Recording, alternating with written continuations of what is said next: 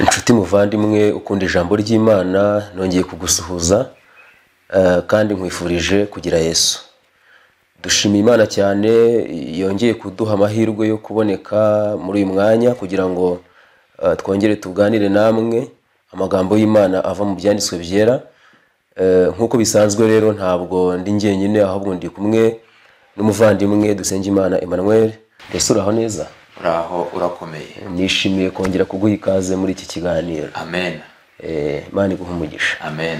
Rero nshuti muvandimwe dukurikiye nagira ngo mbere yuko tujya mbere ngo tuganire tubanza guca bugufi kugira ngo dusabe ubuntu bw'Imana kubana natwe. Mwami Imana, tunejejwe no kuba imbere yawe, turagusabye ngo kubw'ubuntu bwawe ubane natwe. Mwuka wera amurikira ibitekerezo byacu kugira ngo icyo tugiye kuganiriza umuvandimwe udukurikiye kimugereho nk'uko wagiteganije mu izina rya Yesu. Nshuti muvandimwe udukurikiye, ngira ngo twese turabizi neza yuko muri iyi minsi twugarijwe n'ikibazo cy'icyorezo cya coronavirus, aho ingamba nyinshi zagiye zishyirwaho guhera igihe icyorezo cyari kigera hano muri iki gihugu cyacu, ndetse ingamba zigenda zishyirwaho bigaragara yuko zihuriweho mu by'ukuri n'isi yose. Harimo ingamba zo kugira ngo hakumirwe icyo cyorezo.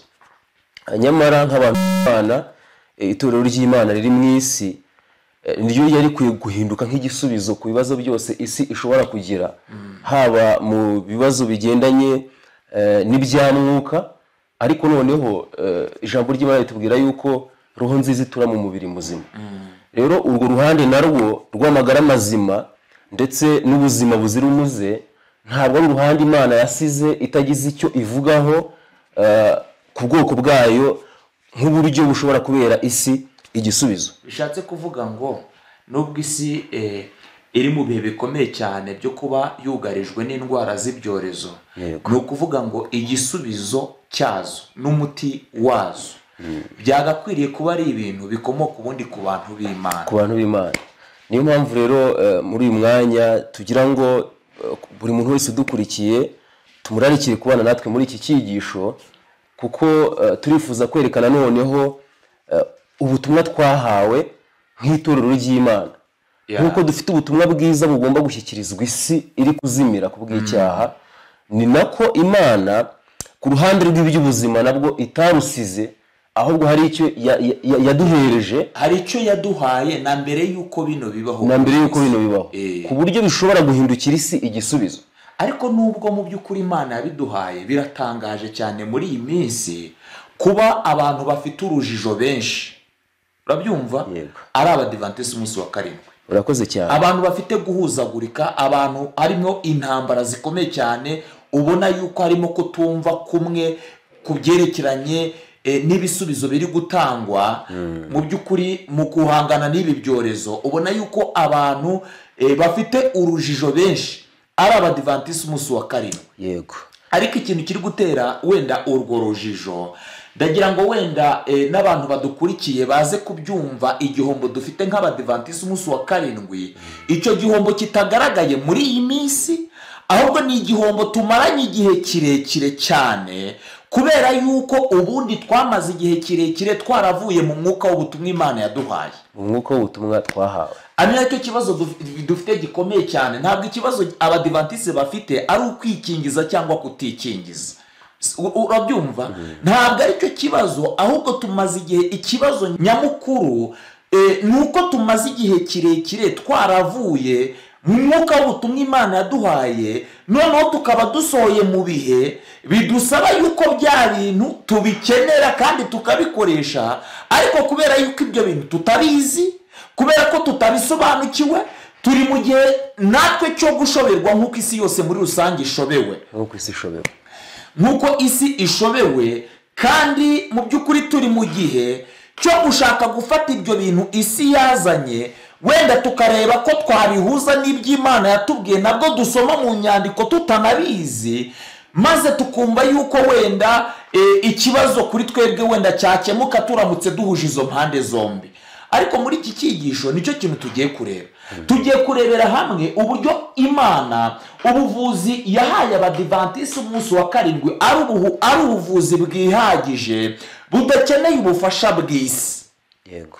Ni ubuvuzi ubwabwo bwihagije, ni ubuvuzi butanga umusaruro budakeneye ubundi bufasha bw'isi bwo kubwunganira kugira ngo bujye bwatanga umusaruro. Yego, niyo mpamvu rero kuri ino ngingo buri muntu wese udukurikiye tumwinginga tumurarika kugira ngo agendane natwe etape par etape, intambwe ku ntambwe. Kubera ko abantu benshi bahanze amaso ku gisubizo gishobora guturuka ahandi hantu, ari itorero rihanze amaso ku gisubizo gishobora guturuka kuri leta, ari abizera b'itorero cyangwa se abaturage muri rusange nabo bahanze amaso ku gisubizo gishobora guturuka hehe, gishobora guturuka ku nzego z'ubuzima nk'uko babivuga. Ariko nanone ndagira ngo buri muntu wese wongere yibaze ikibazo nk'icy'umuhanuzi Yeremiya yabajije, mbese Gilugari nta muti womora uhari?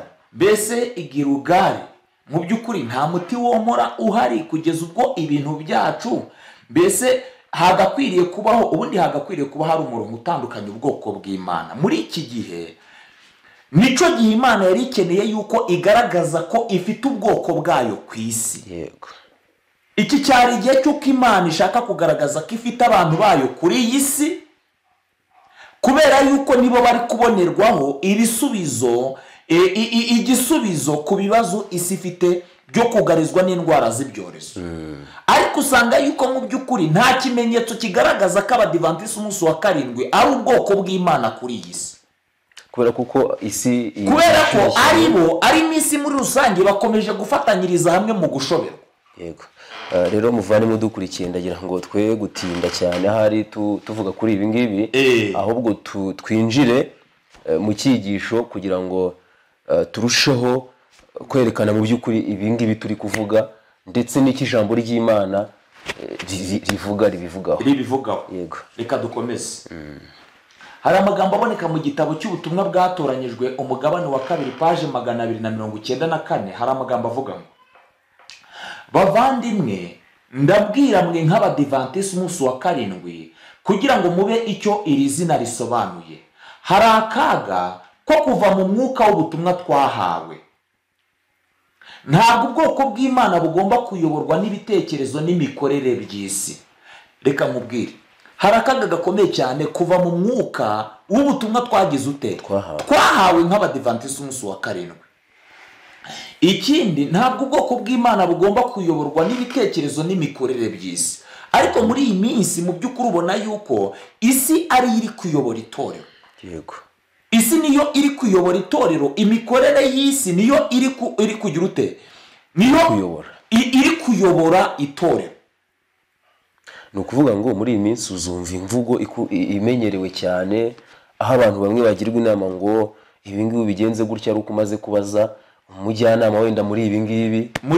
Ariko ijambo ry'Imana riravuga ngo mbese ntabwo abantu bari bakwiye kubaza Uwiteka? Ntibari bakwiye kubaza Yesaya igice cya 8 umurongo wa 17 umurongo wa 11 igice cya umurongo wa 17 n'uwa 10 kugera ku 20. Nibasanga amategeko y'Imana nibiyihamenya. Rero mu gihe nk'iki ngiki ntabwo itorero ryakwiye kurebera kuri gahunda y'isi ku kisi gukora kugira ngo ribone nabo kuyobora abantu mu cyerekezo iki n'iki. Dukomeze.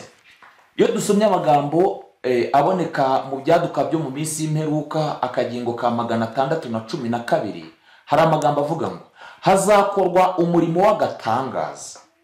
Abapasitoro, abanyamategeko, abaganga bazaba baremeye ibyo binyoma gutegeka ubushishozi bwabo. Nabo ubwabo bazahinduka abashukanyi bifatanye n'abayobejwe, bazigarurirwa n'ubusinzi bw'iby'umwuka. Aba bantu nabo kwitonderwa muri intambara iheruka. Hano havuzwemo abantu ibyika bitatu. Hari abapasitoro,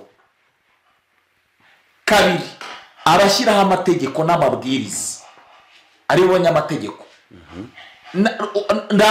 abari gushyiraho amabwiriza by'umwihariko wenda amabwiriza agendanye n'izi ndwara z'ibyorezo, abo ni abanyamategeko. Icya gatatu ni abaganga.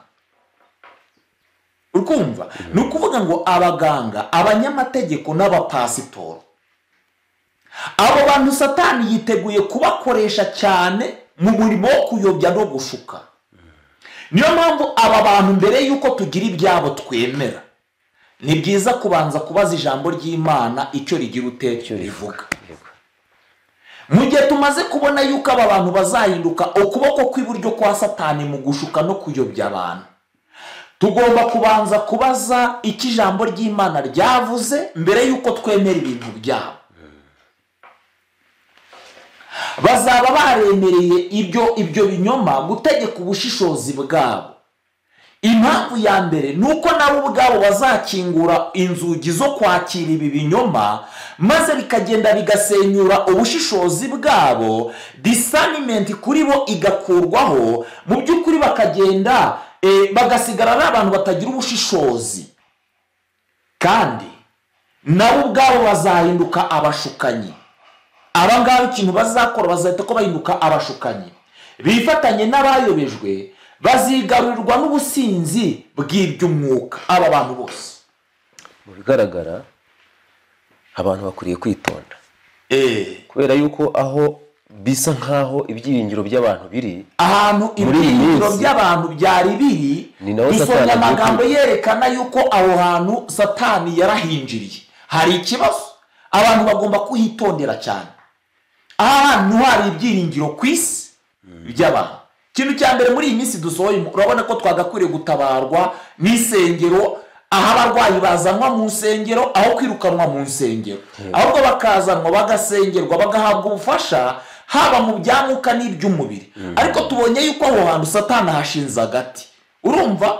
Nanone ahandi abantu bashyiraho amategeko, abashinze gushyiraho amategeko n'amabwiriza, urubyumva, bagakwiriye kuba ari abantu bashyira amategeko n'amabwiriza arengera abantu. Urabyumva? Ariko mu minsi iri imbere ni amategeko n'amabwiriza akuraho umudendezo w'umutimanama wo gukurikiza umutimanama n'uburenganzira bw'abantu. Kandi hano inyandiko iratubwiye ngo yuzuyemo n'ubushukanyi bwinshi cyane. Ikindi, abaganga nibo bagakwiriye kuba ari ibikoresho byiza bari kuvura abantu, babagira inama nzima kandi zitunganye, ariko nabyo turasoma yuko abo bantu azaba ari ibikoresho bya Satani. Rero ibi bintu birakomeye cyane. Hari amagambo aboneka mu gitabo cy'Imigani igice cya 14 umurongo wa 15, aravuga ngo umuswa yemera ikivuzwe cyose, ariko umunyamakenga yitegereza aho anyura. Umuswa wese yitegereza ikintu cyose kivuzwe akacyemera, agahita akagisamira mu kirere. Umuswa wese ikintu cyose kivuzwe, pfa kuba cyavuzwe na pasitoro, pfa kuba cyavuzwe n'umuyobozi uyu n'uyu mu bya politike, pfa kuba cyavuzwe n'umuganga uyu n'uyu ari dogiteri, uwo muntu agahita ko yumva ko ibyo bintu ari iby'ukuri. Ariko icyo ni ikimenyetso, kubisamira mu kirere ni ikimenyetso cy'ubuswa, nk'uko turi kubisoma mu byanditswe byera. Ariko umunyamakenga we arabanza akitegereza, akabanza akitegereza inzira agiye kunyuramo, ntabwo ahubuka. Muri iyi minsi hari ibintu byeze, nta nubwo ari muri iyi minsi gusa, ahubwo byahozeho, aho abantu bagira ngo role model, umuntu akagira umuntu afatiraho icyitegererezo. Mu by'ukuri ntabwo ari bibi, ariko hari ikintu gitangaje nshaka kukubwira wowe muvandimwe udukurikiye. Mu gitabo cyitwa Intambara Ikomeye, kuri paji ya 118 dusoma amagambo avuga ngo Satani ashishikariye cyane kwerekeza ibitekerezo by'abantu ku bayobozi babo mu by'iyobokamana, abapasiteri, ababishop, cyangwa se undi muntu wese wa wundi wafatiye icyitegererezo, byagenda bitusanze none hari we ugiye kuba igikoresho cya Satani mu kukuyobya. Rero abantu, ijambo ry'Imana rikomeza muri icyo gitabo ritubwira ko bakwiye kwishakashakira ubwabo mu byanditswe byera, bakamenya icyo Imana ibifuriza.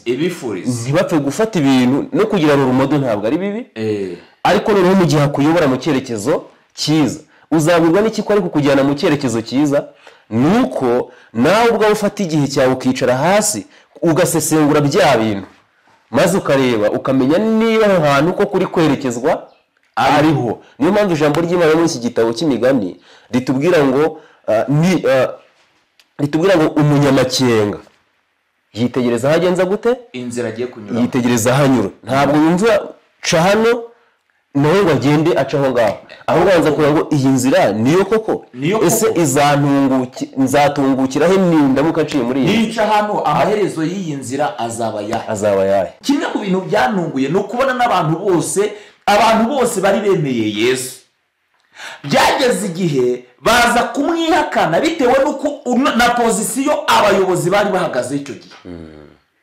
Urabyumva? Niyo mpamvu no muri iyi minsi iheruka abantu benshi cyane, hari abantu bacungiyeho gufata imyanzuro bakavuga uko bisa kose uruhande bari abantu bazaba bahagazeho, nanjye ni rwo ruhande ngomba guhagararaho. Urabyumva? Ariko ntabwo ibyo bintu bikomoka ku Mana, bikomoka kuri Satani, kandi Satani yiteguye gukoresha ubwo buryo. Niyo mpamvu inama duhereza buri muntu wese ni uko buri muntu wese ku giti cye yimenyera icyo ukuri icyo ari cyo ku giti cye, agakora study n'ubushakashatsi ku giti cye, akajya afata umwanzuro afite amakuru ahagije. Rero nicyo tugiye gukora muri iki cyigisho, ni uguhereza abantu amakuru ashoboka muri iyi ntambara iheruka, kugira ngo mu by'ukuri umuntu nafata umwanzuro awufate azi neza yuko ahantu ahagaze ari ku rutare atari ku musenyi. Nibyo twakoze n'ubushize mu cyigisho twakoze cyitwa amahitamo meza yubatse ku musenyi.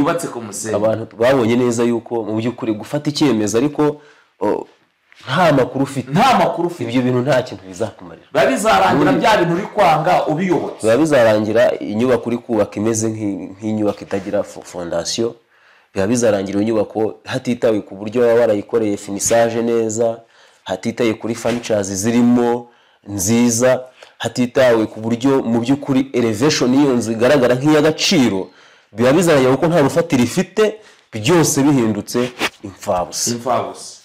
Rero hano hari amagambo aboneka muri Zaburi nayo meza cyane, iza 119 ku 104 avuga ngo amategeko wigishije ampesha guhitamo, nicyo gituma nanga inzira z'ibinyoma zose. Amen.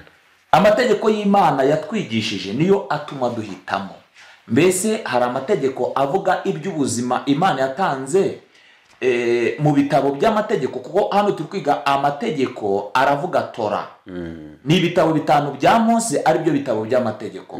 Mbese muri ibyo bitabo 5 hari ahantu Imana yegeze ivuga ibigendanye n'amategeko yerekeranye n'iby'ubuzima. Bityo rero binyuze mu kwiga ayo mategeko bibasha kudutera guhitamo. Ni ijambo ry'Imana rigomba gutuma tugira amahitamo meza.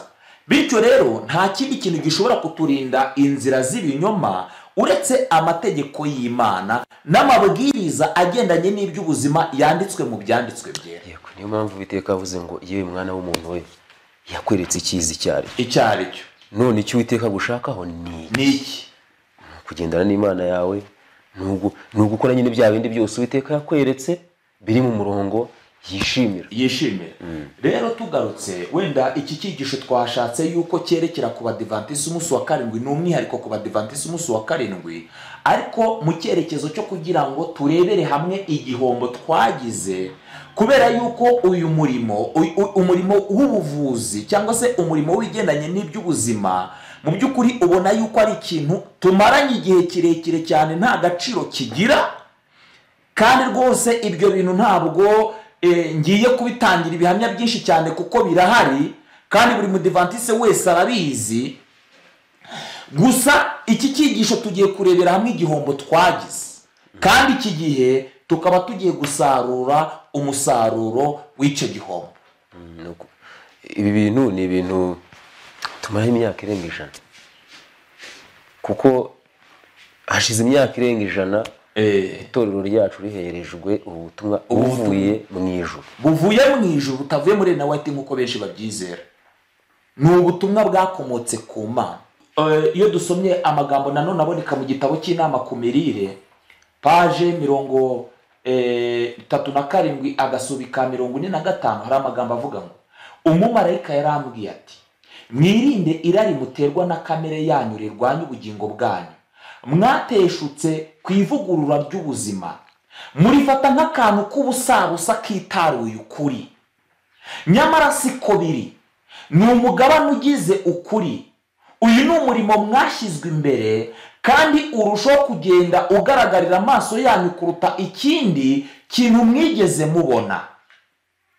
Iyo mugize gushidikanya mugasubira inyuma mukananirwa kugundira umugisha mwashyizwe imbere, mugira igihombo.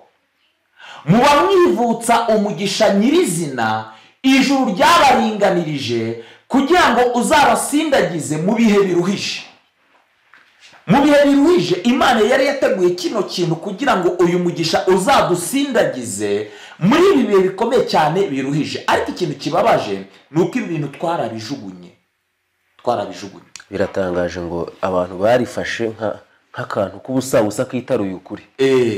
Kandi ibyo bintu turasomye ngo byaduteye igihombo. Oya reka nkubwire, kimwe mu bintu byajyaga bintangaza wenda nko mavuna twajyaga dukora, wabonaga yuko aho babashije kuba intwari, ibi bintu byavugwagaho mu minota 15 gusa, kandi nabyo bikavugwaho abantu bahuranyije. Urumva, kugeza ubwo mu by'ukuri ibi bintu tubifiteho igihombo gikomeye cyane, ndetse ni nacyo cyatumye tunatsindwa no ku butumwa bwazo kugeza iki gihe. Nta mbaraga nini umudivantisi afite yo gutwara ubutumwa bwa Mariko wa gatatu. Kubera iki? Ibi bintu nibyo bintu Imana yari yarateguye byo kuzakingura inzugi zose ahantu hose Satani yari gukinga.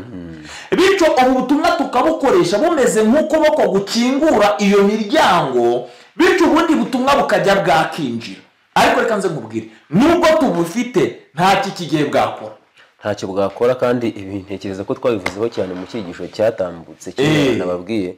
Wenda umuntu utaragize amahirwe yo kugikurikira, dushobora kumurarikira ko yareba muri description y'ino video, akaba ahagaritse gato akagishaka nacyo akazakiga kuko turi bushyiremo link yacyo. Twabonye yuko mu by'ukuri ubu butumwa bujyanye n'iby'ubuzima no kwitungira amagara mazima, Imana yarabuteganije nk'ukuboko kw'iburyo kwashobora gukingura inzugi. Twagiye dusoma ibihamya byinshi bisobanura icyo kintu. Bwashobora gukingura inzugi maze ubutumwa bwa Mariko wa gatatu bukinjira. Ariko kubwo kubwirengagiza, urabona natwe nyine muri iyi minsi kugeza isi yose iri mu kayubi. Umudivantise w'iki gihe ntashobora kuvuga igishushanyo cy'inyamaswa, ntashobora kuvuga inyamaswa, ntashobora kuvuga ikimenyetso cy'inyamaswa. Kugeza kubera iki? Ibintu byacu mu by'ukuri Imana yarashatse ko dukoresha ubu buryo, bityo bigatuma n'abantu badutinya. Abantu bakatugira ubwoba, bagatuma ubwoko ni ubwoko budasanzwe. Twasomye amagambo ubushize yerekana ko ngo abantu bari kumenya ko byanze bikunze hari ikintu kidasanzwe kiri mu myizerere yacu. Niba dufite imbaraga zo gukiza uburwayi n'indwara ku isi zananiranye ndetse n'ibyorezo. Reka dukomeze.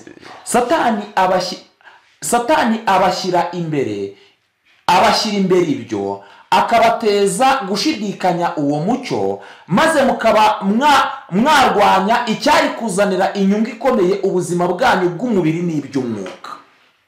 Iki kintu nicyo kintu Satani yadukoreye nk'abadivantisi umunsi wa karindwi muri iyi minsi. Niyo mpamvu reka nze mbabwire, wenda wowe udukurikiye ntabwo tuzi icyo uri cyo, ariko imwe mu ntambwe dushobora gutera muri aka gahe gatoya dusigaranye ikaturokora nk'abadivantisi umunsi wa karindwi, si ukujya impaka, si uguhangana, si amatiku, ahubwo nuko twemerera ikosa dufite. Buri mudivantisi wese, si ikibazo cy'abayobozi, ntabwo ari ikibazo cy'abaganga, ahubwo ni ikibazo cy'abizera twese muri rusange. Ubona yuko iki gihombo turagifite, kandi ikintu gishobora gutuma mu by'ukuri dutabarwa nuko twemera iki gihombo, tukemera iki cyaha, kandi buri mudivantisi wese akarwana intambara zo gukora ibishoboka byose uyu mucyo ukongera ukagaruka mu muryango we, mu itorero rye, n'ahayobora nimba ari umuyobozi cyane. Kuko wenda ntabwo twakwirengagiza inshingano y'abayobozi, kuko baba bahagaze nk'abarinzi ku nkiki. Bityo rero ndetse n'ijambo ry'Imana rivuga ko igihe babonye inkota ije kurimbura umudugudu ntibavuze impanda ngo baburire abantu bahunge, icyo gihe amaraso y'abari mu mudugudu agomba kubazwa abo barenze. Rero nshuti muvandimwe udukurikiye, niba uri n'umuyobozi ukaba ugize amahirwe yo gukurikira iki cyigisho, ndagira nkubwire ko inshingano yawe irakomeye cyane, kandi niyo waba utari umuyobozi, buriya ubundi umuntu wese ni umuyobozi. Njyewe ndi umuyobozi w'ubugingo bwanjye, ninzimiza ubugingo bwanjye ni njyewe uzabubazwa. Niyo nanakurikira kanaka, wenda umuyobozi wanjye mu by'iyobokamana cyangwa n'ahandi, ntabwo kuba narafashe icyemezo buhumyi kuko namukurikije, ntabwo ibyo bintu bizandokora. Nzasarura ingaruka zizava muri uko guhitamo kwanjye. Niba uri umuyobozi w'umuryango, amahitamo yawe azagira ingaruka no ku muryango wawe. Rero muri iyi minsi birasaba yuko umuntu aba asobanukiwe neza n'ijambo ry'Imana. Iki ni igihe cyo gufata ibyemezo bikomeye. Ubundi ngo hari amakategori agera kuri 3 y'ibyemezo abantu bafata. Icyiciro cya mbere ngo abantu bajya bafata ibyemezo bishingiye ku bwoba. Niyo kategori ya mbere, ibyemezo bishingiye ku bwoba. Umuntu agashyirwaho igitutu, agashyirwaho iterabwoba, bati nabigenza nte, akabona nta yandi mahitamo. Yarangiza agahita afata icyemezo akajya mu bintu nyamara atanabyemeranyeho n'iki n'umutima nama we. Indi kategori ya kabiri ni ibyemezo ngo bishingiye kuri majorite, kubera ko abantu benshi bagiye muri ibi bintu. Nanjye ngomba kugenza gute, nanjye ngomba kubijyamo. Umuntu agafata icyemezo ariko nyamara atabanje kumenya ubundi ibi bintu ni ukuri cyangwa ni ibinyoma. Kubera ko kanaka na runaka inshuti ze abo bagendana, abo bakorana, abo basengana babikoze, nawe akumva ko afite uburenganzira bwo kubikora. Ikindi cyemezo abantu bafata ni icyo bita ngo ni decision de la troisième catégorie, ari nacyo cyemezo nshishikariza buri wese gufata. Ni icyemezo gishingiye ku mahame y'ijambo ry'Imana. Ari niyo mpamvu twifuje ko tubagaragariza no mahame akajya imbere yanyu, akaba imbere ya buri wese, no mbere yo gufata icyemezo akabanza ngo ariko ubundi uku ni Uwiteka avuga, hanyuma agafata icyemezo. Icyo gihe rero azaba agize umugisha wo gushyira inyubako ye ku rufatiro rutajegajega. Imana iguhereze umugisha. Hano hari amagambo ya Ellen White inshuro nyinshi, hano agiye ari mu Cyongereza ndetse n'Ikinyarwanda, kuko hari igihe biba ngombwa yuko dukoresha Icyongereza n'Ikinyarwanda by'umwihariko ku bitabo bitarasobanurwa ngo bishyirwe mu Kinyarwanda ariko by'umwuka buhanuzi. Noneho ku muntu wenda hari n'igihe umuntu ashobora kuba atakoze ubusobanuro neza, ariko ntabwo ibyo bikwiriye kuba ikibazo mu gihe Icyongereza cy'umwimerere waho byakuwe kiba gihari. Ku muntu ushobora kugisoma akacyumva, ashobora gusoma Icyongereza akareba n'ubusobanuro twashyizeho. Ikindi nanone burya iyo ikintu gifashwe mu mwimerere wacyo kirushaho kumvikana mu buremere bwacyo, cyumvikana mu buremere bwacyo. Rero hari amagambo akomeye cyane. Urabizi ko uyu mudokiteri, dufite umudokiteri w'ivuriro rya Battle Creek, Dr. Kero. Ibi bintu impamvu tugiye kubibaza abaganga, tugiye kwerekeza ku baganga. Niyo mpamvu tugiye kureba Ellen White n'abaganga, ariko by'umwihariko Kellogg, ku magambo akomeye cyane yamwandikiye, ariko mu cyerekezo cyo kumushishikariza kwigisha abaganga ubu buvuzi, urumva, no kugira ngo birinde ubuvuzi isi ikoresha aribwo buvuzi bwa allopathy, aribwo buvuzi bukoresha imiti ikorwa mu nganda y'ibinini cyangwa inkingo. Ellen White amwandikira amagambo yuko akwiriye, amwandikira ibaruwa ikomeye cyane, ariyo baruwa tugiye gusomera hamwe. Ellen White yamushishikarizaga kwigisha abaganga uburyo bwiza bwo kuvura indwara, tekinike na methods zitandukanye hadakoreshejwe imiti ikorerwa mu nganda. Kandi amwereka akaga buriya buvuzi, amwereka inkomoko y'ubwo buvuzi, aho bwavuye ko bukomoka kuri Satani, turaza kubisoma. Kandi anamwereka mu by'ukuri akaga buzazanira itorero nibwakirwa nk'ubuvuzi bwakomotse ku Mana. Nicyo kintu tugiye gusoma muri iyi nyandiko. Hano yari ifite umutwe, iyo nyandiko yanditswe muri izi nyandiko zagaragajwe, cyo bita manuscript release, nimero y'1229. Mu Cyongereza baravuze ngo the use of natural remedies in the treatment of illness, challenging the church to reach the entire world with the gospel. Yego. ikindi kintu umuntu ashobora kumenya hano ni uko ibi bintu Elena White yabimwandikiye mu 1899. Imana irimo ibiyama gukoresha ubuvuzi bw'isi kuko Imana yaramaze kwerekana ubuvuzi nyakuri yemera. Kuko uyu mucyo w'iby'ubuzima Imana yarabuhereje Elena White mbere y'imyaka hafi urebye mbere y'imyaka hafi 20 mbere yuko Elena White yandikira ibi ngibi Keroge. None urabona hano byatanzwe uyu mwaka ndetse abantu bashobora kuza kubisoma uko igihe byatangiwe ku itariki 6 z'ukwezi kwa 4/899. Nyine uyu mutwe nari maze kusoma mu Cyongereza uvuga ngo gukoresha imiti yo mu byaremwe mu kuvura uburwayi, urugamba rw'ingorabahizi ku itorero mu kugera ku isi yose rijyanye ubutumwa bwiza.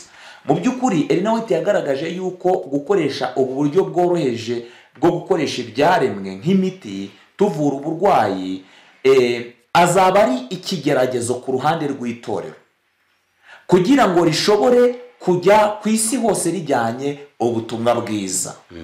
Kandi biragaragara yuko ibi bintu yanditse uyu munsi, ubu butumwa twahawe bugendanye n'iby'ubuzima, ubu kuri uyu munsi ni ikigeragezo gikomeye cyane ku itorero, gikomeye cyane kugira ngo rishobore kuba ryagera ku isi yose rijyanye ubutumwa bwiza.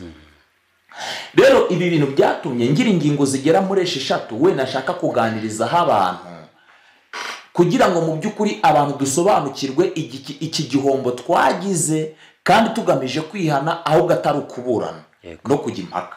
Hari inama wenda hari ingingo zigera muri 6. Ingingo ya mbere, abadivantisi bose umunsi wa karindwi bagomba kumva neza. Ingingo ya mbere, ntabwo kuba umuntu ari dogiteri afite PhD mu buvuzi isi ikoresha aribwo buvuzi bwitwa allopathic medicine, aribwo buvuzi bukoresha imiti ikorerwa mu nganda, ariyo inkingo cyangwa ibinini biriya bintu byose. Ntabwo bisobanuye ko azi umurimo w'ivugabutumwa rishingiye ku buvuzi Imana yahaye abadivantisi umunsi wa karindwi, aribwo buvuzi bwubakiye ku kintu cyitwa naturopathy, uburyo bwo gukoresha ibintu by'umwimerere mu kuvura uburwayi.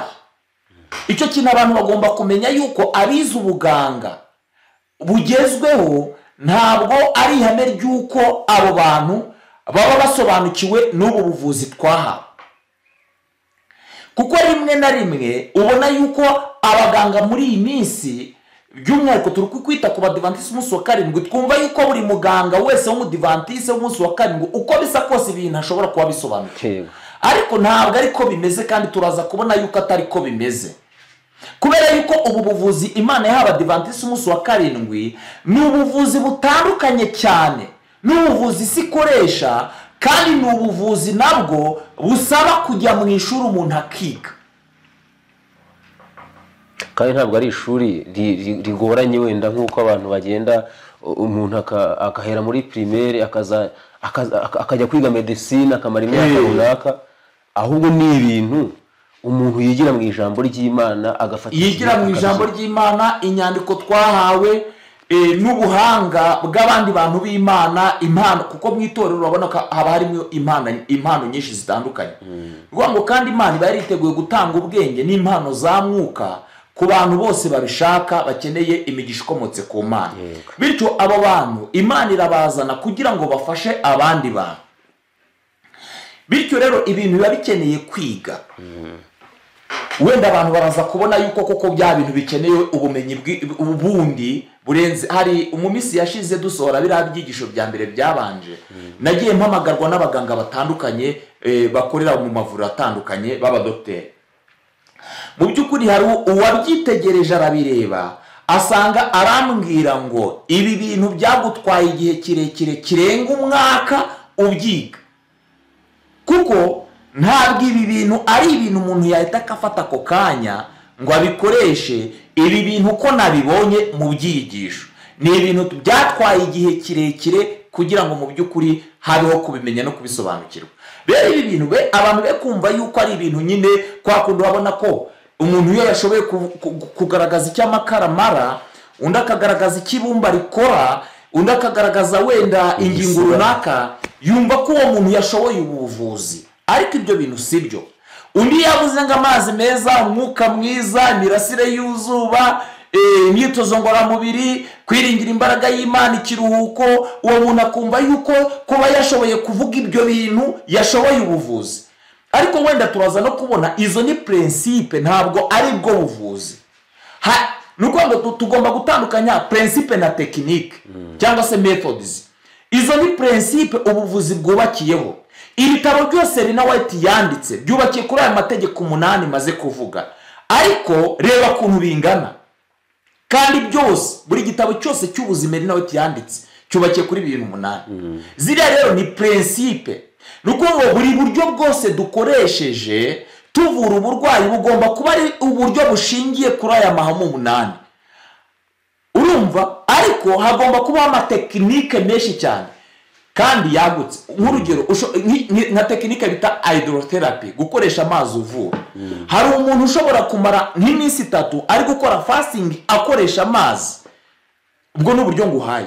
Hari abayashyira mu birenge, hari abayakoresha biyuka, hari abayakoresha biyuhagira mu gitondo nimugoroba, hari abayakoresha bayanywa. Iyo ni branch ya hydrotherapy.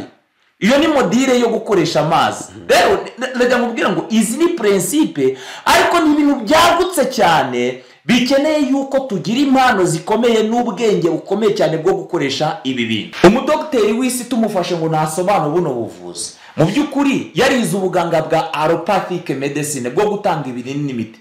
Ni iki twakitega azabwira abantu abahereza inama zerekeranye n'amahame y'ibyo twizera mu cyerekezo cy'ubu buvuzi? Ntacyo yavuga kirenze ibyo yigiye mu ishuri. Ni nayo mpamvu ari nacyo kibazo abadivantiste umunsi wa 7 dufite, turi gushakira inama ku bantu badafite amakuru na make ku butumwa twizera. Turi gushakira inama kuri siyanse. Siyanse bivugaho iki? Ariko nyamara ntacyo siyanse iri butubwire, kubera yuko ntabwo urwo rwego ibasha kurushyikira ngo ntishobora kurushyikira ngo ndavuga siyanse ariko y'uyu munsi, kuko siyanse nzima tubona yuko ihamanya n'ibyanditswe byera. Siyanse nzima ihamanya ibyanditswe byera, ariko siyanse siyo iprovinga ko, siyo igaragaza ko ibyanditswe byera ari ukuri, ahubwo ibyanditswe byera by'ukuri byo bigaragaza ko siyanse ari iki. Bityo icyo dushingiyeho ni ibyanditswe byera n'umwuka w'ubuhanuzi. Siyanse z'inyuma ari agakeregeshwa dushobora kwemera cyangwa kwanga bitewe no kuntu yemewe muri Bibiliya n'umwuka w'ubuhanuzi. Rero abantu iyi minsi abo bantu bamenye gutandukanya icyo kintu. Reka twinjire mu nyandiko. Abaganga babukoresha basabwa kwiga uburyo butandukanye bwo gukoresha ubu buvuzi nk'uko biga ubuvuzi isi ikoresha. Hano hari amagambo yote yandikiye Keroge amubwira ku kintu kijyanye na education. Mu by'ukuri igihombo cya mbere itorero ryagize nta education dufite y'ubuvuzi bugendanye n'iby'Imana yaduhaye. Ubuvuzi bushingiye ku ivugabutumwa cyangwa se ubu buvuzi Imana yaduhaye nta bumenyi dufite, kandi kutagira ubumenyi bishingiye yuko nta kwiga kwabaye. Twatangiye tubivuga ko twavuye mu mwuka w'ubutumwa twahawe. Ubundi medical missionary work itorero riherezwa ibitaro byose itorero rifite, amashuri rifite, gahunda kwa ari uko amavuriro yacu hagomba kwigirwamo uburyo bworoheje bwo kuvura. Nta miti yo mu nganda irimo uburozi yagomba gukandagira mu mavuriro yacu, ariko twahirimbaniye gushyikira urugero isi iriho, birangira nyine dufashe umwuka nk'uw'abisi twirengagiza dushyira ku ruhande bwa buryo Imana yagenje gute yatanze yaduhaye. Rero nicyo barimo uvuga ko nta education yigeze ibaho, ni nazo ngaruka turimo uyu munsi. Mbese birakwiriye ko wakurwaho n'uburwayi. Uyu ni Elena White yandikira muganga Keroge, ni gutya yatangiye amubwira. Mbese Dr. Keroge birakwiriye ko wakurwaho n'uburwayi cyangwa urupfu? Mbese ninde witeguye gufata izo nshingano? Abaganga uyobora bashobora kwita kuri uyu murimo munini wagutse, ariko ntabwo bafite uburambe nk'ubwo wamaze kugira. Mu gihe uri mu mwanya wo kwigisha, wagombye gutoranya umubare w'abantu runaka maze ukabahugurira gufata inshingano. Mu nyigisho zawe bafatanyije nawe bashobora kwiga gukora umurimo wagiye ukora kubw'ubufasha Imana yaguhaye. Keroge nubwo yari afite iyi mpano mu buvuzi, ariko yagombaga kwigisha abandi baganga bagenzi be. Dukomeze. Umwuka mwiza, umucyo w'izuba, kwirinda ikiruhuko, imyitozo ngororamubiri, imirire iboneye, gukoresha amazi meza, kwiringira ubushobozi bw'Imana, iyi niyo miti nyakuri. Buri muntu wese akwiriye kumenya imiti ikoreshwa yo mu byaremwe n'uburyo bwo kuyikoresha. Hari ukumenya iyi miti n'uburyo bwo kuyikoresha. Tugomba kumenya principe z'iyi miti, tukamenya na methods cyangwa se techniques z'iyi miti. Ariko iki gihe ntabyo tuzi kandi tubyemere ko ibintu tutabizi. Birakwiriye kugira ubumenyi bw'amahame agendana no kuvura umurwayi, kandi ubwo bumenyi bukagendana no guhugurirwa kubushyira mu bikorwa. Ellen White yashatse yuko tugira ubumenyi buhagije. Biratangaje muri iyi minsi kubona yuko tugira ku rwego rwo gushoberwa n'abo mu yandi madini badutinyaga bakavuga ati noneho n'abadive byabacanze. Koko twageze igihe n'abadive bibacanga koko. Ni ikibazo. Kandi no biragaragara ko niba uyu ari umugabane ugize ukuri, nk'uko umuntu acukumbura izindi ngingo zijyanye n'ukuri twahawe mu byanditswe byera, ni nako ino ngingo nayo igomba gucukumburwa ntishyirwe ku ruhande, ngo biharirwe wenda Emmanuel kuko ari we wize ubuzima, ngo biharirwe undi muntu. Ibi ni ibintu biri umuntu wese ushaka kuzaba mu ijuru. Umuntu wese ushaka kuzaba mu ijuru, ntabwo ari impamvu z'abaganga, ntabwo ibi bireba abaganga. Dukomeze. Narababaye ubwo benshi mu banyeshuri bacu bakanguriwe kujya kwiga mu ishuri ryisumbuye mu mashuri agengwa n'ubutegetsi ngo bige gukoresha imiti ikorerwa mu nganda. Hari ikibazo gikomeye cyane. Ubundi abanyeshuri turabafata bakajya kwiga allopathic medicine. Mu by'ukuri kugira ngo ibyo bintu wenda bishobora kuzabafasha gusobanukirwa, ariko sinumva yuko ibyo bintu bazabikoresha bavura iki uburwayi. Niyo mpamvu ubundi abaganga bacu bazakora muri aya mavuriro yacu. Ndavuga twebwe nk'abadivantisi umunsi wa karindwi, bagakwiriye kuba barize bino bintu, ntibajye kwiga muri aya mavuriro akoresha buno buryo, kuko niko turi kubisoma. Kandi nunareba urasanga kuko twabonye inkomoko yabyo ni kuri Satani. Turasanga uburezi bw'isi hafi ya bwose, uburyo bushepinze n'uburyo bwashyizweho, ukareba umuryango w'abibumbye uburyo washyizweho, UNESCO uburyo yashyizweho, ririya shami ry'umuryango w'abibumbye rishinzwe uburezi, ugasanga amahame yose ibintu byubakiyeho ni amahame yo kurwanya gahunda z'Imana. Umucyo nahawe wanyeretse imiterere itandukanye ku mikoreshereze y'iyo miti kurusha uko ivuga kuri iryo shuri cyangwa uko itangwa ku ivuriro. Tugomba kurushaho gusobanukirwa kuri izo ngingo. Amazina agoye gusobanuka ahabwa iyo miti, akoreshwa kugira ngo bahishe imiterere yayo, bityo he kugira umuntu umenya icyo ahabwa nk'umuti keretse gusa abaye abonye inkoranyamagambo agashakamo ubusobanuro bw'ayo mazina.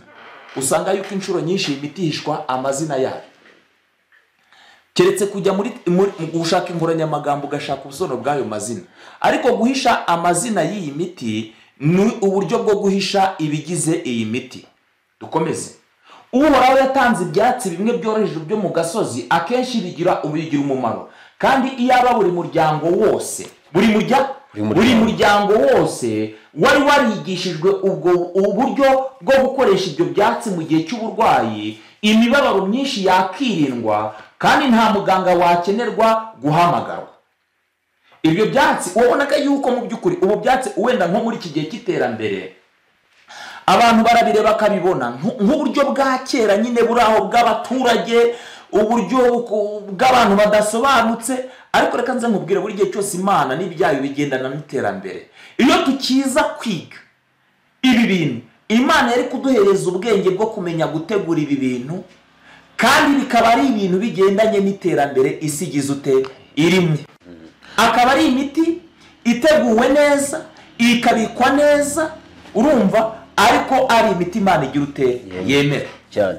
Muri iyi minsi uzasanga ko ibi bintu byaciriweho iteka byaciriweho iteka. ndetse hajya habaho na gahunda mu nsengero zimwe na zimwe zo kwigisha ibyaremwe ndetse n'ibyigisho by'ubuzima bigatambuka mu gitondo mu ishuri ryo ku isabato, ariko imwe mu mpamvu zatanzwe ibyo bintu bikurwaho ni ukuvuga ngo ibi bintu birigishwa abantu nta n'amakuru babifitiye, nta tesite bakoze, umuntu akazana ikintu gishobora no kuroga abantu akakibaha.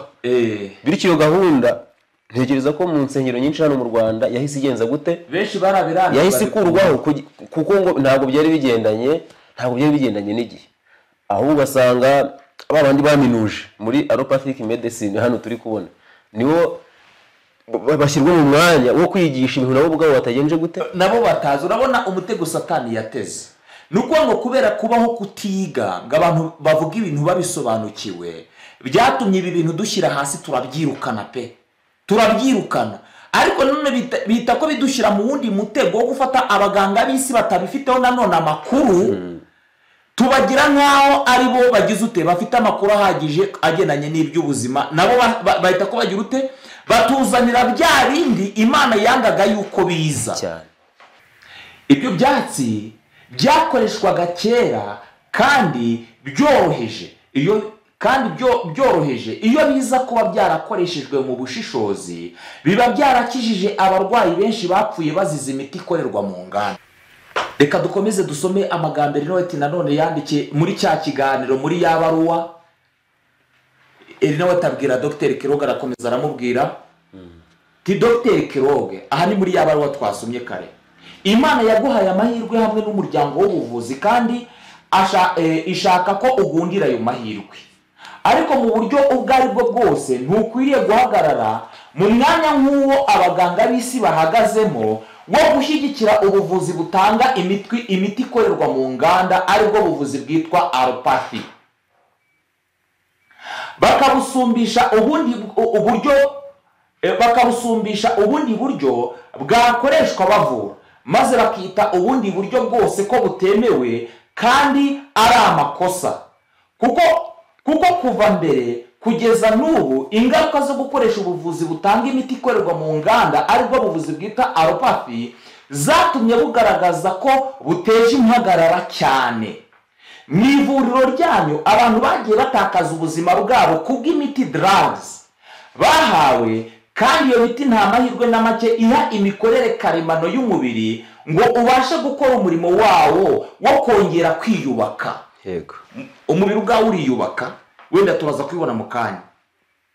Kuvurisha imiti yangiza cyangwa drugs umubiri byahagaritse ubushobozi bw'imikorere y'umubiri wa muntu, kubw'ibyo abarwayi bagiye bapfa, abandi bagiye bitwaza iyo miti bapfobya uburyo bworoheje bwo kwivura ibyaremwe bikoresha mu gusubiza ku murongo imikorere y'umubiri.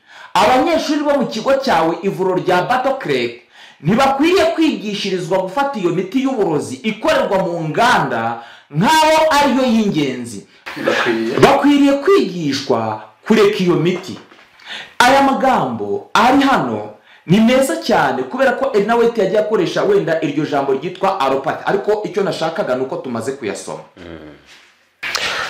Urabona ko hano kuri n'ingingo ya mbere tumaze gusoma turi kubona neza uburyo ubuvuzi buteye imbere isi yose yemera, reka mbari mvugo nkoresha, isi yose irabwemera, kandi muri iyi minsi ni naho buri muntu wese ari guhamagarirwa kugenza gute kwerekeza amaso ye.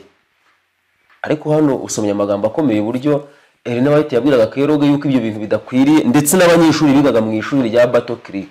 Arega ibi bintu tubifata nk'ibintu wenda byoroheje, ari nacyo gihombo dufite nyine nk'uko twagiye tubisoma dutangira kuntu twabifashe nk'akantu koroheje k'amafuti, ariko siko bimeze.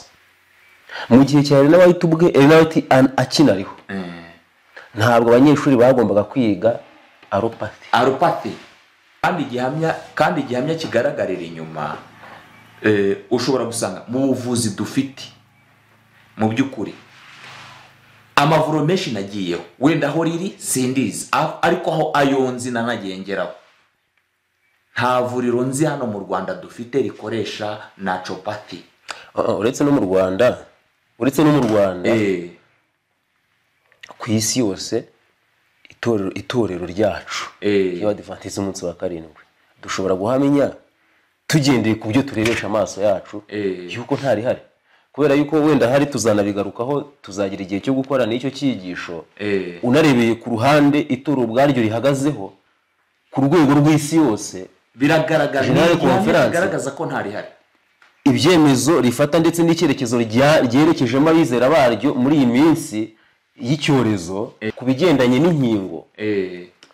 Bigaragara neza yuko naturopathy nta mwanya ifitemo, nta bihari mu mashuri, nta yahari, kandi akigisha ibindi. Mu buvuzi nta bihari. Icyo dusigariye ni ku izina. Imana yigeze ibwira Sarodi iti ufite izina ry'uko ugize ute, uriho ariko uri intumbi, warapfuye. Natwe rero tumeze nk'itoro rya Sarodi, dufite izina ry'uko ibintu wenda tubifite ariko ntitugize ute, nta bihari. Wakomeza ukajya nko ku ngingo ya kabiri tukwihuta. Umurimo w'ubuvuzi Abadivantisi umunsi wa karindwi bizera urihagije ubwawo mu gukiza uburwayi iyo ukozwe neza, kuko umugambi wawo ni ugukoresha uburyo n'imiti karemano iyo mu byaremwe idashobora gusiga ingaruka mbi mu mubiri, mu gihe ubuvuzi bw'isi bushobora gusiga ingaruka mbi, icyo bita side effects, ziruta iz'uburwayi ubwabwo. Abantu ikintu bagomba gusobanukirwa no muri iki cyigisho, wenda turi kugaragaza ingingo, twavuze ko ari ingingo 6, twarangije ingingo ya mbere yuko dufite igihombo mu bijyanye n'uburezi, tugeze ku ngingo ya 2 igaragaza ko ubuvuzi ubwabwo bwihagije. Uzumva umuganga wabaye intwari w'umudivantise wize ubuvuzi bw'isi avuga ati, iyo agiye gusobanura ibijyanye n'ibyo twizera, aravuga ati cyakora ushobora gukoresha umwuka mwiza, amazi meza, ugakora siporo, ukagira imirire, ariko noneho iyo wongeyeho inkingo, wenda turi mu cyerekezo cy'inkingo, iyo wongeyeho inkingo biba ari akarusho mu kongera ubudahangarwa. Icyo kintu ni ikinyoma gikomeye cyane. Ubuvuzi bwacu burihagije, kandi iyo bukoreshejwe neza bubasha kwirukana indwara iyo ari yo yose, bitabaye ngombwa yuko abantu bakenera ibinini cyangwa kwikingiza. Kandi nta ngaruka mbi bisize, nta n'ingaruka mbi bisize mu mubiri. Ariko uzasanga yuko babaganga kubera nabo kutabimenya no kutabisobanukirwa kubw'ubumenyi buke bafite, kandi ikindi nta kindi bafite uretse ubuvuzi bigiye mu mashuri bizemo, kandi ayo mashuri nta kindi bize uretse kwiga allopathic medicine ikoresha ibinini n'imiti bikorerwa n'inkingo bikorerwa mu nganda. Rero umuntu nk'uwo wo kujya gusobanura ubuvuzi bw'Abadivantisi umunsi wa karindwi ataragize uburezi kuri bwo ngo yige, nta kindi azavuga kirenze ibyo yigiye mu ishuri. Cyakora kuko ari umudive, azibuka yuko abadive bafite umwuka mwiza n'amazi meza no kwirinda n'imyitozo ngororamubiri. Wenda ibyo bintu abivuga mu magambo, ariko mu by'ukuri target afite ari ugushaka gushyira abantu ku buvuzi bw'isi. Ibyo bintu uvuze Ellen White yanditse amagambo akomeye cyane avuga ngo bene uwo muntu winjije bene ako kageni ku bijyanye n'ubu butumwa twahawe bwo kwirinda. Uwo muntu ntabwo akwiriye kuyobora itorero ry'Imana. Umuntu nk'uwo nguwo winjije, wenda icyo gihamya tuzagishyira mu cyigisho kiri imbere, umugabane wa 2 w'iki cyigisho, uburyo abantu nk'abo ngabo binjije kuri uyu mucyo twahawe batemerewe kuyobora ubwoko bw'Imana, kuko nta kindi bakora uretse kubayobya. Kandi nacyo kiriho muri iyi minsi. Dusoma amagambo aboneka mu gitabo cy'ubutumwa bwatoranyijwe, umugabane wa 2 paje 219, avuga ngo nyuma y'igihe gito hashinzwe inteko nkuru rusange y'itoro ry'Abadivantisi umunsi wa karindwi muri Gicurasi icya 863, ubwo itoro ryari rifite abizera 3500. Ellen White yagize iyerekwa rirarikira Abadivantisi kwita ku kamaro k'ubuzima buzira umuze ndetse no ku isano ya bugufi iri hagati yo kugubwa neza mu by'umubiri n'ibya mwuka. Umucyo watanzwe wavuze ku bintu byinshi by'ingenzi mu kubaho k'umuntu, hakubiyemo imirire, akamaro k'umwuka mwiza, gukoresha amazi, imyambaro ituma umuntu agira amagara mazima, imyitozo ngororamubiri, ikiruhuko n'ibindi. Ingingo ikomeye yari iri muri uko guhishurirwa kw'ingenzi kwabaye ku itariki 6 Kamena ingingo ikomeye yari muri uku guhishurirwa kw'ingenzi kwabaye ku itariki 6 Kamena 1863 yari umucyo ku byerekeye ingaruka mbi ziterwa n'imiti y'uburozi abaganga bakunze gutanga. Niyo ngingo yari ingenzi iri muri uku guhishurirwa. Imana yerekana uburyo bwiza butazangiza umubiri, ariko nanone Imana yerekana ingaruka mbi iterwa mu by'ukuri iterwa n'iyi miti y'uburozi abaganga bakunze kugira gutanga. None ntakubaza ikibazo tukiri aha ngaha, bigenda bite iyo umuyobozi uyoboye ubwoko bw'Imana yandika akavuga ngo twebwe itorero ry'Abadivantisi umunsi wa 7 rihamagarira abizera baryo kuyoboka ubu buryo isi iri gukoresha. Wenda mu minsi iri imbere, mu cyigisho kiri imbere, ibyo bintu byose bizajya byasobanuka. Dukomeze. Hariho ibimera byoroheje byinshi, iyo abaforomo bacu bamenyaga agaciro kabyo.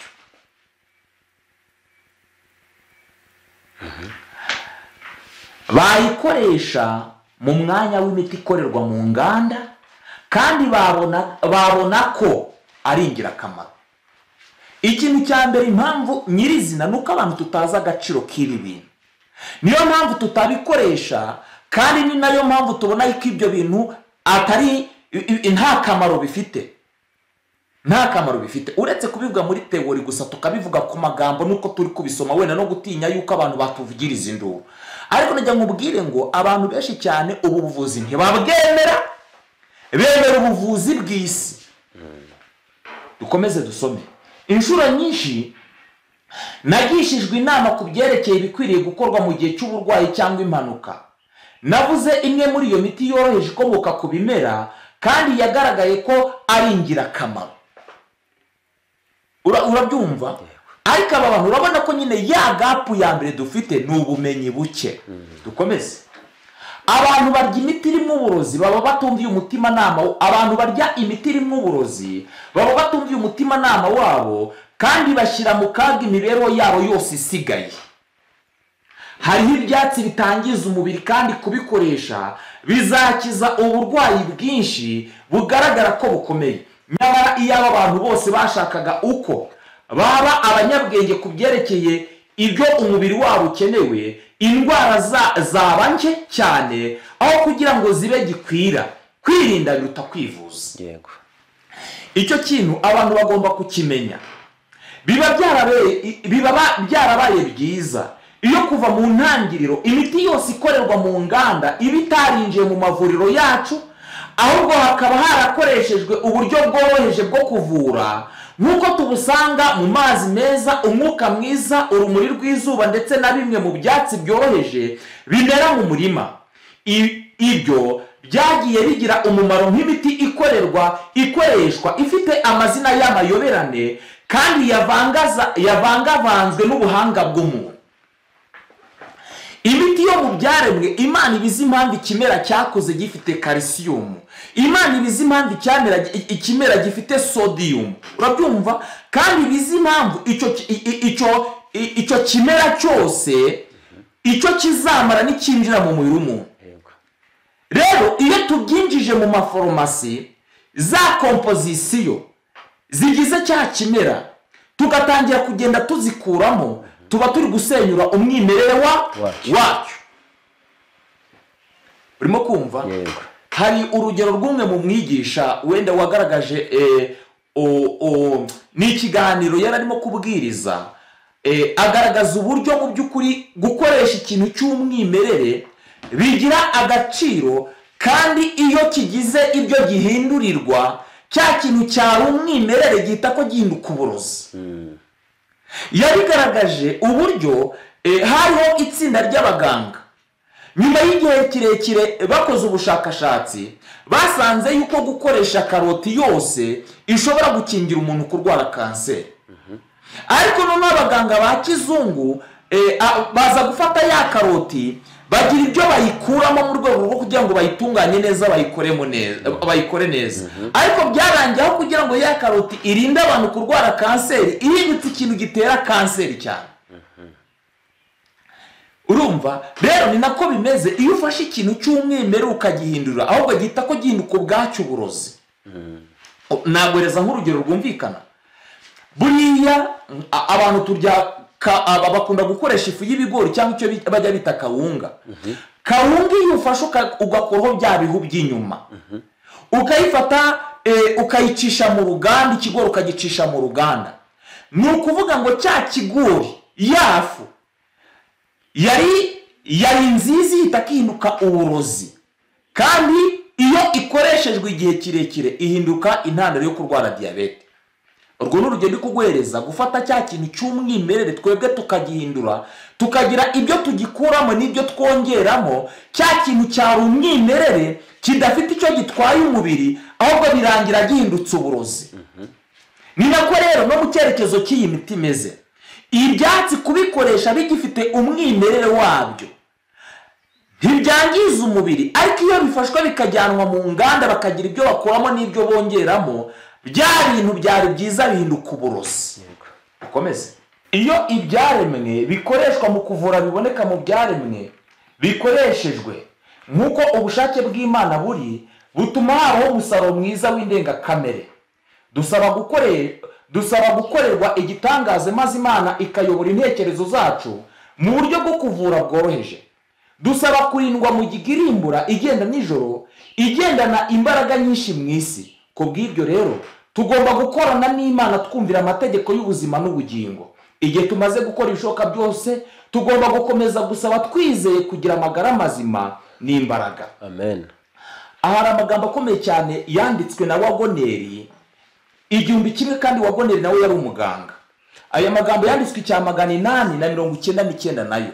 Mbere yuko usoma ayo magambo, hano hari ikintu gikomeye kiri muri aya magambo tumaze gusoma. Niba tumaze gukora iby'Imana yategetse, ntabwo batubwiye ngo tugomba kwicira inzira. Noneho nitubona ibintu bidatangiye kugenda neza turebe ibindi bintu twongeraho nk'uko bamwe babivuga. Ahubwo tugomba gusaba Imana twizeye. Nicyo kwizera bisobanuye, ni ukwakira ijambo ry'Imana. Niba uburyo Imana yatanze bukoreshejwe, wenda ukabona ko budatanze umusaruro, reka mari ko mbivuga, nubwo isezerano ari uko bizawutanga. Kugaragaza ko twizeye Imana ntabwo ari kujya kongeraho n'uburyo bw'isi yashyizeho, ahubwo kwizera Imana kuzatuma tugundira bya bindi Imana yavuze, tubyizirikeho, dusaba Imana kudusohoreza isezerano, kuko yasezeranye ko nitubikora nayo izaturinda niyo yaba mu giga igenda irimbura. Dukomeze dusoma aya magambo. Ni amagambo yanditswe na Keroge nk'uko nari maze kubivuga.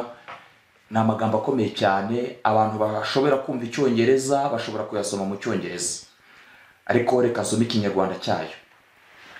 Mu nama iherutse kuba ku byerekeye n'ubuzima yabereye i Blackpool, hari inyandiko yasomwe na Dr. Adra Rabi mukuru w'i London ku buvuzi bwo mu myaka ya kera. Birumvikana ko hari hishingikirijwe ku mabwiriza aboneka mu bitabo bya Mose. Ayo mategeko yatanzwe n'Imana ubwayo, kandi mu gihe akurikijwe yatumye habaho abantu bafite ubuzima bwiza cyane mu bantu begeze kubaho. Ayo magambo araryoshye cyane iyo umuntu yasomye mu cyongereza.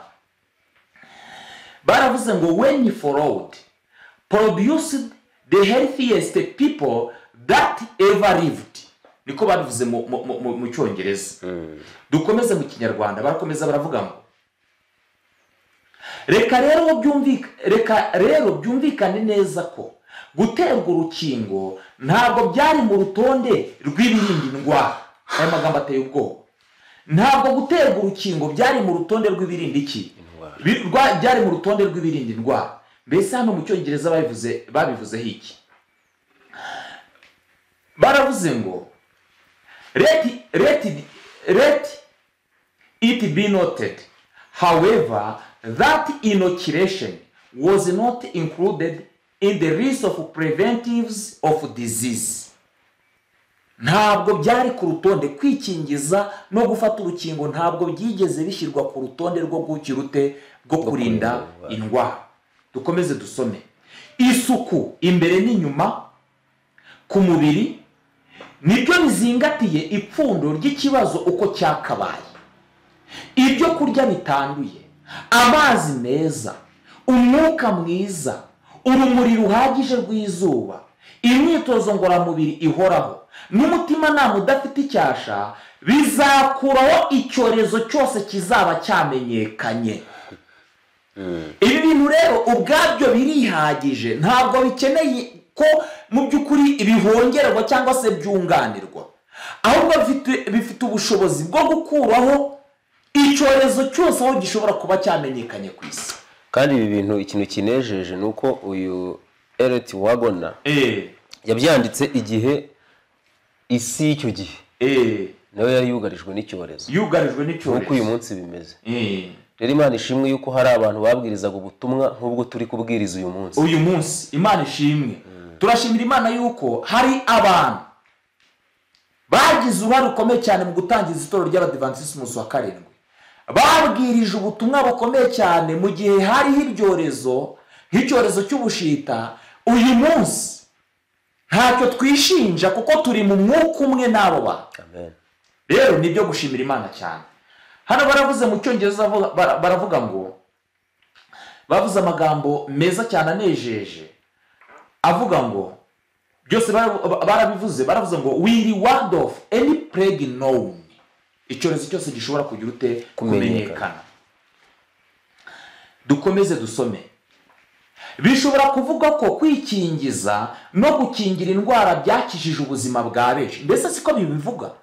Siko Abadiventiste muri iyi minsi bari kubyigisha yuko kwikingiza no gukingirwa ari byo byakijije ubuzima bwa benshi? Ariko ibi bintu byanditswe 1899 kandi byandikwa n'abatangije, abafondateri b'abagoneri, abapiyoniye tuzi, nubwo hari igihe cyageze wenda bakazagira n'amaherezo mabi, ariko mu gihe bari bakiri mu murongo muzima, Ellen White yashishikarije abantu kwita ku nyandiko za. Rero turaza kubona amagambo yakomeje kwandika avuga ngo nta gushidikanya ko byatumye umugambi ujya mbere. Mbese umugambi muri iyi minsi uri kujya mbere, kandi bizakomeza gukorwa ku bantu babona ko ari byo byoroshye kuruta uko bo ubwabo birindira amagara yabo ngo abe mataraga. Nyamara kandi kuzuza mu mubiri w'umuntu urupfu nk'uburyo bwo gukuraho urupfu binyuranyije n'ibyanditswe ndetse na siyansi. Ndashaka kugira ngo aya magambo nyasome mu cyongereza avuga ngo, but to fill one's body with death as a means of warding off death is unscriptural and unscientific. Ku ruhande rwawe rwo wagonera yaragera avuga ngo kwikingiza ni uburyo bwo kwinjiza mu mubiri urupfu ugamije gukuraho urupfu, kandi ntabwo ibi bintu byemewe na Bibiliya na siyansi. Aya ni amagambo dusomye, ntabwo ari ibihimbano byacu, kandi ari mu cyongereza ndetse n'ikinyarwanda, buri muntu wese yabisoma. Kandi ino ni sosi ihari, umuntu wese ashobora kugenda muri Ellen White Estate. Ni umuntu wese, buri muntu wese ubikeneye ibi bintu yabisoma. Bityo rero ibi binyoma biri kugenda bikoreshwa na bamwe mu bayobozi b'itorero ndetse n'abaganga, nk'uko twabibonye uburyo bazahinduka ibikoresho bikomeye cyane byo kuyobya abantu. Abantu bagomba kwiga ibyanditswe byera bagasobanukirwa n'ikizi izi nyandiko. Mu by'ukuri ushobora gusaba abantu uti nimwikingize, ariko udakoresheje intwaro yo kubeshya. Ariko biratangaje kubona uburyo abatuyobora yewe n'abaganga byitwa ngo basobanukiwe iby'ubuzima aribo bari gukoresha iyi ntwaro ya Satani yibitwa kubeshya no kuyobya mu rwego rwo kugira ngo abantu bajyanwe mu cyerekezo bifuza ko kubagira ute bajyamo. Iyi ni ingingo ya kabiri. Ingingo ya gatatu, kuba ubuvuzi dukwiriye gukoresha butandukanye n'ubuvuzi isi ikoresha ntibivuze ko Imana iciraho iteka ubuvuzi bugezweho isi iri gukoresha. Ntabwo abaganga babwiga n'ababukoramo n'abarwayi babukoresheje cyangwa se babukoresha baciriweho iteka. Ubu buvuzi bwagiye bufasha abantu cyane mu bihe by'impanuka zikaze, imvune zikomeye, kunganira abarwayi b'indembe n'ibindi byinshi byazahuye ubuzima bw'abantu. Ibi bisobanuye ko Imana ari ifashe byose mu biganza, si abaganga. ariko nubwo bimeze gutya amahame ubu buvuzi bushingiyeho Imana ntiyemera, nta nubwo irarikira abantu kubwishingikirizaho. Abantu bagomba gukoresha uburyo bworoheje bwo kuvura ukoresheje ibyaremwe. Rimwe na rimwe success ubu buvuzi bw'isi bwagiye bugeraho zagiye zituma abantu babwakira nk'ubuvuzi bwakomotse ku Mana. Ariko icyo ni ikimenyetso kigaragaza yuko mu by'ukuri nubwo ubuvuzi bw'isi bwubakiye ku mahame ya Satani, Imana yagiye ibukoreramo bukagaragaramo success mu gihe Satani yari yarabuteguriye kurimbura. Ariko iyo success abantu bakwiriye kumva yuko mu by'ukuri iyo success yagiye ituma abantu bagera ku ntambwe yo kwitiranya ibi bintu. Reka dukomeze dusome uko Ellen White yakomeje kugenda abwira Keroge. Abantu babisoma mu Cyongereza. Ububasha wungukiye mu mwuga w'ubuvuzi ni bwinshi kandi buragutse, kandi mu buryo bumwe niko Imana yabwifuzaga. Watumye umucyo Imana yaguhaye umurikira n'abandi, maze uwo mucyo utera abandi gukorera mu nzira zinyuranye z'umurimo w'ubuvuzi. Ariko nkurikije umucyo Imana yampaye, ikimeze nk'umwuka wa Freemasonry kiriho kandi cyubatse urukuta ku murimo. Imikorere ya kera imenyerewe yashimwe nk'aho ari bwo buryo rukumbi bw'ukuri bwo kuvura indwara, maze ku rwego rwagutse iyi myumvire yatwaye abaganga mukorana. Bahindukiriye imiti ikorerwa mu nganda ku barwayi bafite umuriro ngo bawuhagarike nk'uko bibwiraga. Ubwo buryo bwahagaritse umuriro n'ubundi burwayi, ariko hamwe na hamwe bwagiye buhitana umuntu uko yakabaye abukoresheje. Iki kintu cyo kuba abaganga bakoranaga na Keroge byarageze igihe bagahindukirira ubuvuzi bw'isi bakabukoresha, kugeza ubwo mu gihe cyo kuvura umurwayi umuriro bagiye bakoresha mu by'ukuri imiti ikorerwa mu nganda bakagabanura umuriro kandi umuriro ukagenda. Ariko ibyo bintu ku hantu hamwe na hamwe byagiye bizanira akaga gakomeye cyane abo barwayi, harimo no gutakaza ubuzima no gupfa. Reka dukomeze dusome amagambo muganga Keroge, amagambo twe twayasomye. Imana yaguhaye amahirwe n'umuryango w'ubuvuzi kandi ashaka ko ugundira ayo mahirwe, ariko mu buryo ubwo aribwo bwose ntukwiriye guhagarara mu mwanya nk'uw'abaganga b'isi bahagazemo gushyigikira ubuvuzi butanga imiti ikorerwa mu nganda, bakabusumbisha ubundi buryo bwakoreshwa bavura, maze bakita ubundi buryo bwose ko butemewe kandi ko ari amakosa. Mu Cyongereza bavuze amagambo meza cyane shaka kugira ngo abantu turebeho, kuko rimwe na rimwe hari igihe abantu batekereza ko terime ari impimbano zacu. Ariko iri jambo ryitwa allopathy niryo Ellen White yakoreshaga, maze aravuga ngo from the beginning to the present time the results of allopathy have made a objectionable showing. Bishatse kuvuga ngo Ellen White yakoresha ijambo ryitwa allopathy. Niki kintu nashakaga ko abantu babona yuko mu Cyongereza mu mwimerere Ellen White yakoreshaga allopathy nk'ushaka gusobanura ibijyanye n'iby'imiti ikorerwa mu nganda. Rero dukomeze yarakomeje aravuga ngo ishyirahamwe ry'ubuvuzi ryangaragarijwe nka Freemasonry n'amazina yabo maremare atamenywa abantu basanzwe batabasha gusobanukirwa bashobora kwita umuti w'iteka yandikiye Hezekiya ko utemewe mu buvuzi. Aba baganga bashobora no kugira ku ntambwe bakavuga ati ibi bintu Imana yakoresheje ntabwo mu buvuzi bigize bigenewe, kandi Imana yarabikoresheje bitanga umusaruro wo gukiza Hezekiya. Muri uyu munsi bicirwaho iteka hano. Muri uyu munsi bicirwaho iteka. Ndetse abaganga b'Abadivantiste iyo wumva basobanura abandi iby'ubuzima bagaragaza yuko mu by'ukuri ubu buvuzi bwakoreshejwe Imana ivura Hezekiya bwari uburyo bwo kwiyeranja hakoreshejwe uburyo bwose bushoboka kugira ngo Hezekiya agire akire. Bo batekereza yuko no gukoresha ibinini bagakoresha inkingo mu kuvura abarwayi nabyo byaba bimeze nk'ibi Imana yakoze ivura Hezekiya. Ibyo rero biratandukanye. rero iyo ukomeje gusoma mu by'ukuri ubona yuko hari ubuvuzi bwa allopathy n'ubuvuzi bwa naturopathy. Rero tugiye kugaragaza itandukaniro ry'aya mahame ariko twihuse cyane kuko ibi twagiye tubyigisha mu byigisho byinshi bitandukanye. Ibi ni ukubicamo wihuse, ariko mbere y'uko wenda winjira ahangaha nagira ngo dutinde cyane kuri kiriya kintu Ellen White yandikiye Kellogg amwereka inkomoko y'ubuvuzi bwa allopathy. Amwereka ubuvuzi bwa allopathy, ariko umwereka ko ngo bukomoka kuri Freemasonry, ari umwuka wa Freemasonry mu by'ukuri winjiye ukinjirira umurimo Kellogg yakoraga. Ntekereza ko rero ahangaha ntabwo umuntu wese udukurikiye ahari asobanukiwe na Freemasonry icyo ari cyo, ku buryo bishobora no gutuma atumva uburemere bw'ibi bintu.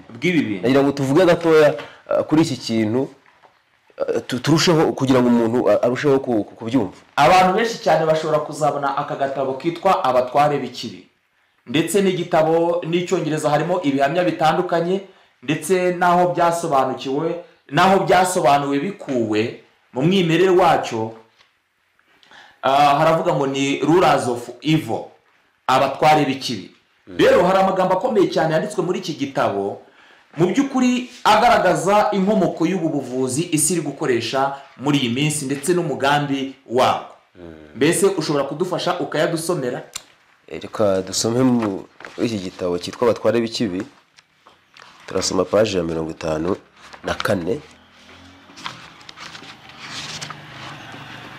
Ni amagambo avuga ngo: mugenzi wanjye wowe ushaka kumenya ukuri, ibiro bitagatifu by'urukiko ruhana abahakanyi niko abarushyizeho barwise, rusanzwe ruzwi nka Inquisition cyangwa Inquisition.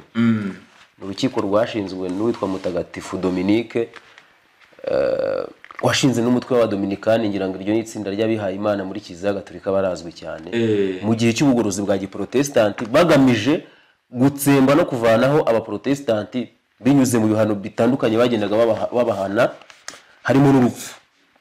Ni rwo rwitwaga Inquisition. Rero ibi biro bitagatifu by'urukiko ruhana abahakanyi mu gukoresha ububasha bwarwo bwo kugenzura abaturage muri buri kintu cyose, rwajyanywe mu Burusiya mu gihe cya Staline no mu Budage mu gihe cya Hitler, rwihisha inyuma y'ingengabitekerezo za politike z'ubukomunisme n'ubunazi, communism and nazism. Rwajyanywe no muri Amerika, rwihisha inyuma y'igitekerezo cyo gushinga inganda zikora imiti, drugs based allopathic and medical ideology. Urabona cya kintu iyi miti naho bakoresheje iriya jambo ryitwa allopathic, kandi aho bagaragaza yuko mu by'ukuri urabona yuko abajesuite kugira ngo binjize muri Amerika urukiko rwa Inquisition, baje yambaye umwambaro w'inganda zikora imiti. Ku butegetsi bwa Perezida Theodore Roosevelt bashyizeho n'ikigo kigenzura ibiryo n'imiti, cyo bita Food and Drug Administration, FDA. Izi nkingo isi yose yabanje gutegereza yuko FDA itanga ibyemeza, bityo zigatangira gukoreshwa. Ariko turaza kubona yuko abari inyuma ya FDA n'abari inyuma y'izi nganda bose ni abajesuite babishyize muri Amerika bagamije kugira ngo bagamije kuzana kugarura rwa rukiko mpanabyaha rwa Inquisition. Rero kimwe mu bintu bikomeye cyane ni uburyo FDA ari ikontorora izi nganda zose zikora imiti. Ejo utazumva ngo ni Pfizer, ngo ni Moderna, ngo ni Johnson. Izi ni inganda ziri gukora izi nkingo ariko zigenzurwa na FDA. Kandi FDA ba nyirayo turi kubasoma ahangaha. Abashyizeho izo nganda n'abashyizeho iyi miti bose n'abashyizeho n'abari bagize ute n'abashyizeho n'urukiko mpanabyaha rwa Inquisition. Ndetse hano baravuze ngo bashyizeho n'ishyirahamwe ry'abaganga bo muri Amerika, icyo bita American Medical Association.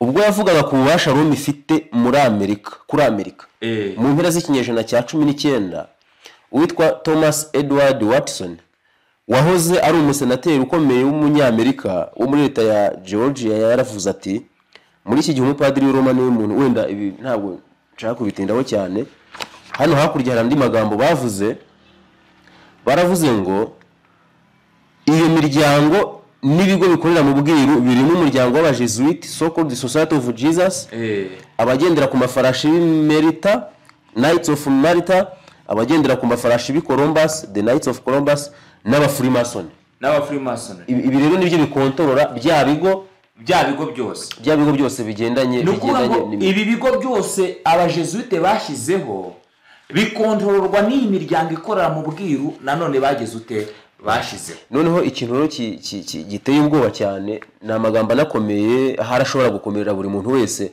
ushobora kuyategera amatwi kugira ngo abantu bajye banumva uburemere buba buri muri ibi bintu tuba turi kuvuga bumve ngo abo bantu ni bantu ki bakora bati hano baranditse ngo baravuze ngo kuko aba bose iyi mitwe yose ikorera mu bwiru dusomye ari nayo yazanye biriya kuko n'urukiko rwa Inquisition rwashyizweho na Kiliziya Gatolika abarundi bantu ki hano baranditse ngo Kiliziya Gatolika y'i Roma ni itsinda ribi rikomatanya imiryango n'ibigo bikorera mu bwiru bya bindi byose tumaze kurondora bihurira mu mwijima bagakora indahiro z'ikuzimu bikarahirira kwiyungira hamwe mu rwego rwo kugera ku byo bararikiye guhaza irari ry'ubusambanyi ubwicanyi kubw'umugambi mubisha wo kugira ububasha n'imbaraga bitagenzurwa n'undi muntu wese no kugera ku butunzi butagira akagero kandi bagahora babona abagore b'uburanga bo kunezeza irari ryabo umva abantu rero muvandi nk'udukurikiye iyi ntambara tuba turi kurwana nahangaha ishingiye ibi bintu ni ibintu Satani ubwe hano hari andi magambo bakomeje bavuga kugeza ubwo uyu mwanditsi we yaravuze ngo iyo miryango n'ibyo bigo ari nabyo bikoresho nyakuri bya Kiliziya Gatolika y'i Roma bifite iyobokamana bihuriyeho ku buryo na Satani aramutse yambaye umubiri wa kimuntu hano ku isi ari ryo yashyiraho aya amagambo yanditse mu gitabo cyitwa The Roman Catholic Hierarchy the Deadliest Menace to American Liberties and Christian Civilization cyanditswe na Thomas Edward Watson birumvikana ko ibi ni ibintu bishingiye kuri Satani kandi nk'uko tumaze gusoma yaba ari imiryango ikorera mu bwiru yaba ari n'ibi bigo byashinzwe byose ni ibikoresho Kiliziya Gatolika igize iri gukoresha rero nagira ngo hari abantu bumva iki kintu nayo yavuga ngo Freemason umwuka wa Freemason winjiriye ubuvuzi bwacu abantu bumvise uwo mwuka mu by'ukuri uwo ari wo ni umwuka wa Satani kandi ubu buvuzi uyu mwuka wa Satani Enote yagaragaje yuko uzahita ko wubaka urukuta ku murimo bwe na zira ntambara zose Enote yandikira Keroge yangaga yuko uyu mwuka wa Freemason ubu buvuzi bw'abamasoni aribwo allopathic medicine mu bwiru aribwo buvuzi bwitwa allopathic medicine aribwo buvuzi butanga imiti ikorerwa mu nganda harimo inkingo n'ibinini Enote yanze yuko bihinduka uburyo itorero rigomba kugira ute kwishingikirizaho no gukoresha ahubwo Imana itanga umucyo uhagije wo gukoresha buriya buryo bwose bworoheje bukomoka mu byaremwe yego noneho rero waca muri nombonera hamwe ukagereranya vuba iki kintu cyitwa allopathy ndetse na naturopathy kugira ngo amahame abigenga ubuvuzi kugira ngo buri muntu wese nubwo yanahitamo uburyo akurikiza mu by'ukuri abahisemo ariko yumva neza ibyo ahisemo reka twihute cyane amahame y'ubuvuzi bwa naturopathy aribwo buvuzi bukoresha amategeko 8 agenga ubuzima aribwo bwubakiye ku mategeko 8 agenga ubuzima haravuga ngo ubu buvuzi bugendereye kongerera imbaraga z'umubiri mu kwikiza ubwaho hari ikintu gikomeye cyane healing body heals itself ihame rya mbere muri ubu buvuzi bukoresha amategeko 8 agenga ubuzima aribwo buvuzi bwa naturopathy, aribwo buvuzi twizera. Twebwe twizera yuko umubiri uremanwe ubushobozi bwo gusohora buri kantu kose kawuteza ibibazo hanze yawe, yaba ari virusi, yaba ari bagiteri, yaba ari agakoko. Umubiri ubwawo wifitemo ubushobozi, waremanwe ingingo zifite ubushobozi bwo kwirukana buri kantu kose kawujemo kagira ute kaje kuwutera uburwayi. Ikindi nuko umubiri ibintu byose uhawe biwunganira, yaba ari ibyo kurya cyangwa imiti ikomotse ku byatsi yo mu byaremwe, ntabwo biza bije gusimbura akamaro k'ingingo z'umubiri, ahubwo biza bije kunganira umubiri. Bityo rero ntabwo ari byo bikiza, ahubwo umubiri urikiza ubwawo. Icyo dusabwa gukora twebwe turawunganira, tukawuhereza ibyo ukeneye kugira ngo ugire ubushobozi bwo kwirukana uburwayi, ariko umubiri wikiza ubwawo. Ariko siko bimeze ku buvuzi bwa allopathy. Rero umubiri ufite ubushobozi bwo kwikiza ubwawo, mu gihe abandi imbaraga ikiza ikomoka hehe? Ku buvuzi bugezweho bwa kizungu cyangwa se allopathy, ni uko gukira biri hanze y'umubiri.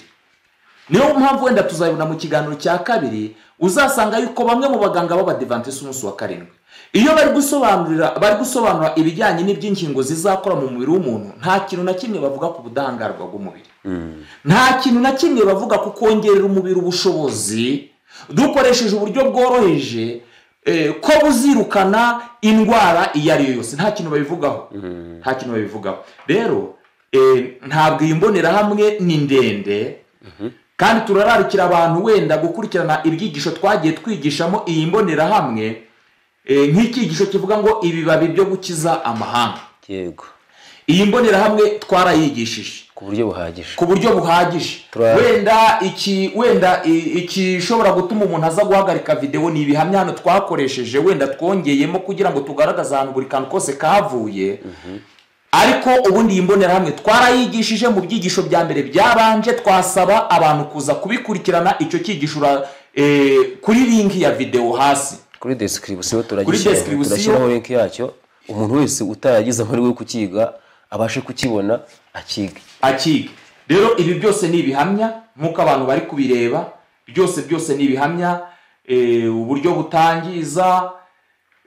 butangiza mu gihe abandi bapima ingaruka, kavuga ati ingaruka mu by'ukuri twebwe turabizi neza yuko iki kintu giteza ingaruka, ariko umusaruro, ibyiza tuzabona dukoresheje ubu buryo nibyo byiza cyane kurenza ingaruka.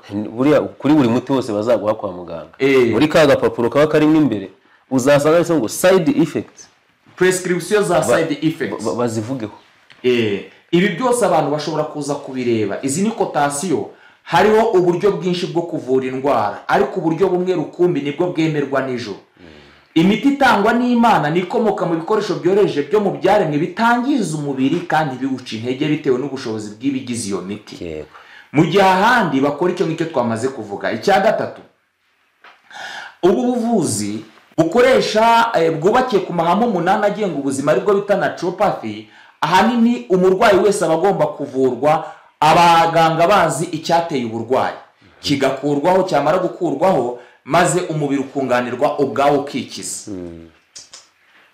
Ihame rya kane, ku buvuzi bukoresha amahame 8 agenga ubuzima, aribwo buvuzi bwa naturopathy, umuganga ni mwarimu. Muganga ni mwarimu.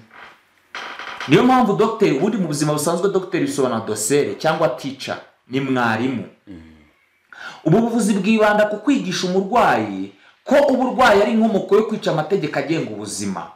Umurwayi akigishwa kwirinda ibyangiza umubiri no gukoresha ibiwunganira, kandi agasobanukirwa ko muganga mukuru ari Kristo.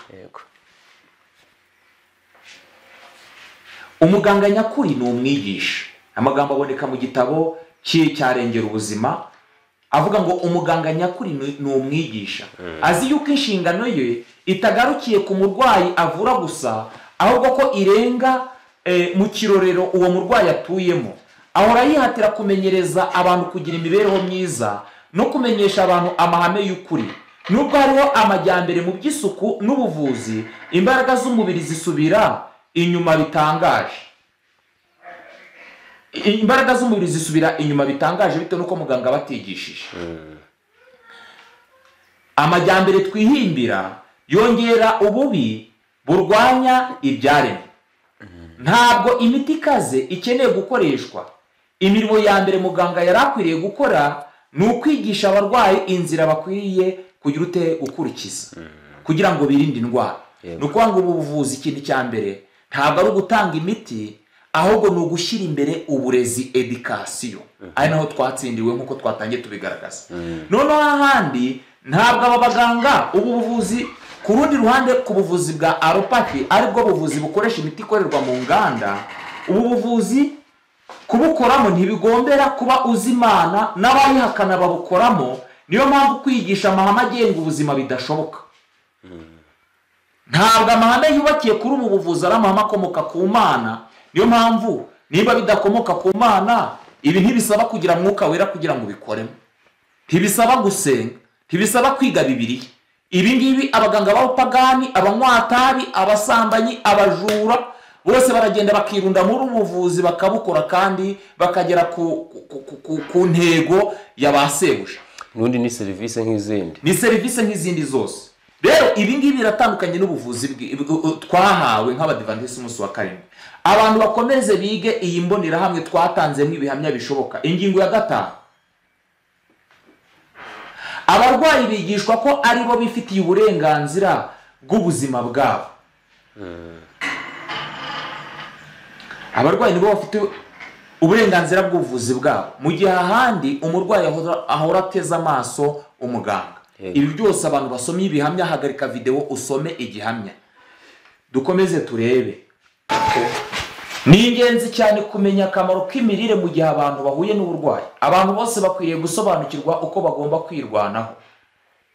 Buri muntu wese yifitiye uruhare ku buzima bwe.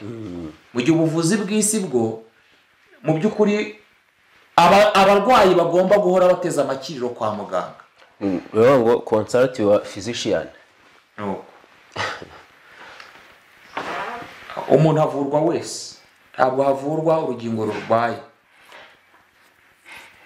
Icya 7, indwara ntiterwa na mikrobe. Bitwara byigishe bihagije ukuntu imbaraga zikwiriye gushyirwa ku mubiri w'umuntu cyane. Ntabwo indwara zikwiriye gushyirwa, nuko ngo ntabwo imbaraga zikwiriye gushyirwa kuri virusi itera uburwayi. Muri iyi minsi ubona ko ikintu gihangayikishije isi ni inkomoko y'izi virusi. Ngo haje delta, ngo haje lamuda, haje minyu, mu minsi iri imbere hazaza na za omega, haze n'ibindi byinshi cyane, amazina atandukanye ya kigiriki. Ariko ubona ko ni by'abantu bashyizeho imbaraga. Mu gihe mu bundi buvuzi ntabwo indwara yishyirwaho imbaraga, ahubwo umuntu niwe ushyirwaho imbaraga kugira ngo ahabwe ibimukwiriye, maze umubiri ugira ubudahangarwa bwo kwirukana uburwayi. Abantu ibi bintu bazabyige muri ya mbonerahamwe twababwiye. Rero indwara ntiterwa na mikrobe, ahubwo indwara iterwa no kwica amahame y'ubuzima. Indwara ntiterwa na mikrobe, iterwa no kwica amahame agenga ubuzima. N'ubundi mikrobe zirahari, nta n'ahantu twazihungira. Rero niba umubiri wawe udafite imbaraga uzarwara. Umubiri udafite imbaraga uzarwara. Umubiri uzarwara. Indwara ikira buhoro buhoro, gradual process. Ibi byose twarabigaragaje yuko muri ubu buvuzi dukoresha imiti 8, indwara igenda ikira buhoro buhoro. Mu gihe ahandi bita ko byirasamo mu minota ingahe bikabiranye. Mu nshamake abantu turabararikira gukurikirana kiriya cyigisho kivuga ngo ibiba byo gukiza amahanga. Inshuro nyinshi abantu bareba icyigisho bakurikije umutwe wacyo, ariko abantu benshi cyane kiriya cyigisho ni ingenzi cyane ko abantu bakimenya muri iyi minsi. Nubwo gifite umutwe udasamaje, ariko gifite amakuru buri muntu wese akeneye kugira kumenya no gusobanukirwa. Rero dukomeze. Ingingo ya 4 mu butumwa dushaka ko abantu bamenye. Ingingo ya 4, ubuvuzi abadivantisi umunsi wa karindwi twizera ni ukuboko kw'iburyo gukingura imiryango kugira ngo ubutumwa bugenewe iki gihe bwinjire, aribwo butumwa bwa Mariko wa 3. Ni ubuvuzi bwerekana ko Imana ariyo nkomoko y'ibyaremwe, kandi ikaba izi imikorere n'imiterere y'ingingo z'umubiri kuruta abaganga b'isi. Bityo rero niwe muganga mukuru, niyo mpamvu abaganga batazi ubutumwa buheruka twahawe n'Imana badakwiriye kubukoramo. Bagomba kuba ari abaganga bahindutse kandi bizera ubutumwa bw'iki gihe. Ntabwo umuganga wari wese ngo nuko arangije PhD afite profesora akwiriye guhabwa akazi mu buvuzi Imana yahaye abadivantisi umunsi wa karindwi. Ahubwo kuba akwiriye kuba ari umuganga wihannye kandi akaba ari umuganga wizera ukuri kw'iki gihe. Imana yahaye abadivantisi umunsi wa karindwi by'umwihariko ubutumwa bwa Mariko wa gatatu, kandi akaba azi isano ubu butumwa bifitanye n'ubuvuzi. Reka dusome. Umukiza yifuza ko abaganga bacu bagira nyambere umurimo wabo wo gukiza ubugingo. Nibazagendana kandi bagakorana n'Imana mu rukundo kandi batinya, bazakira ibibabi by'igiti cy'ubugingo byo guhimbabare.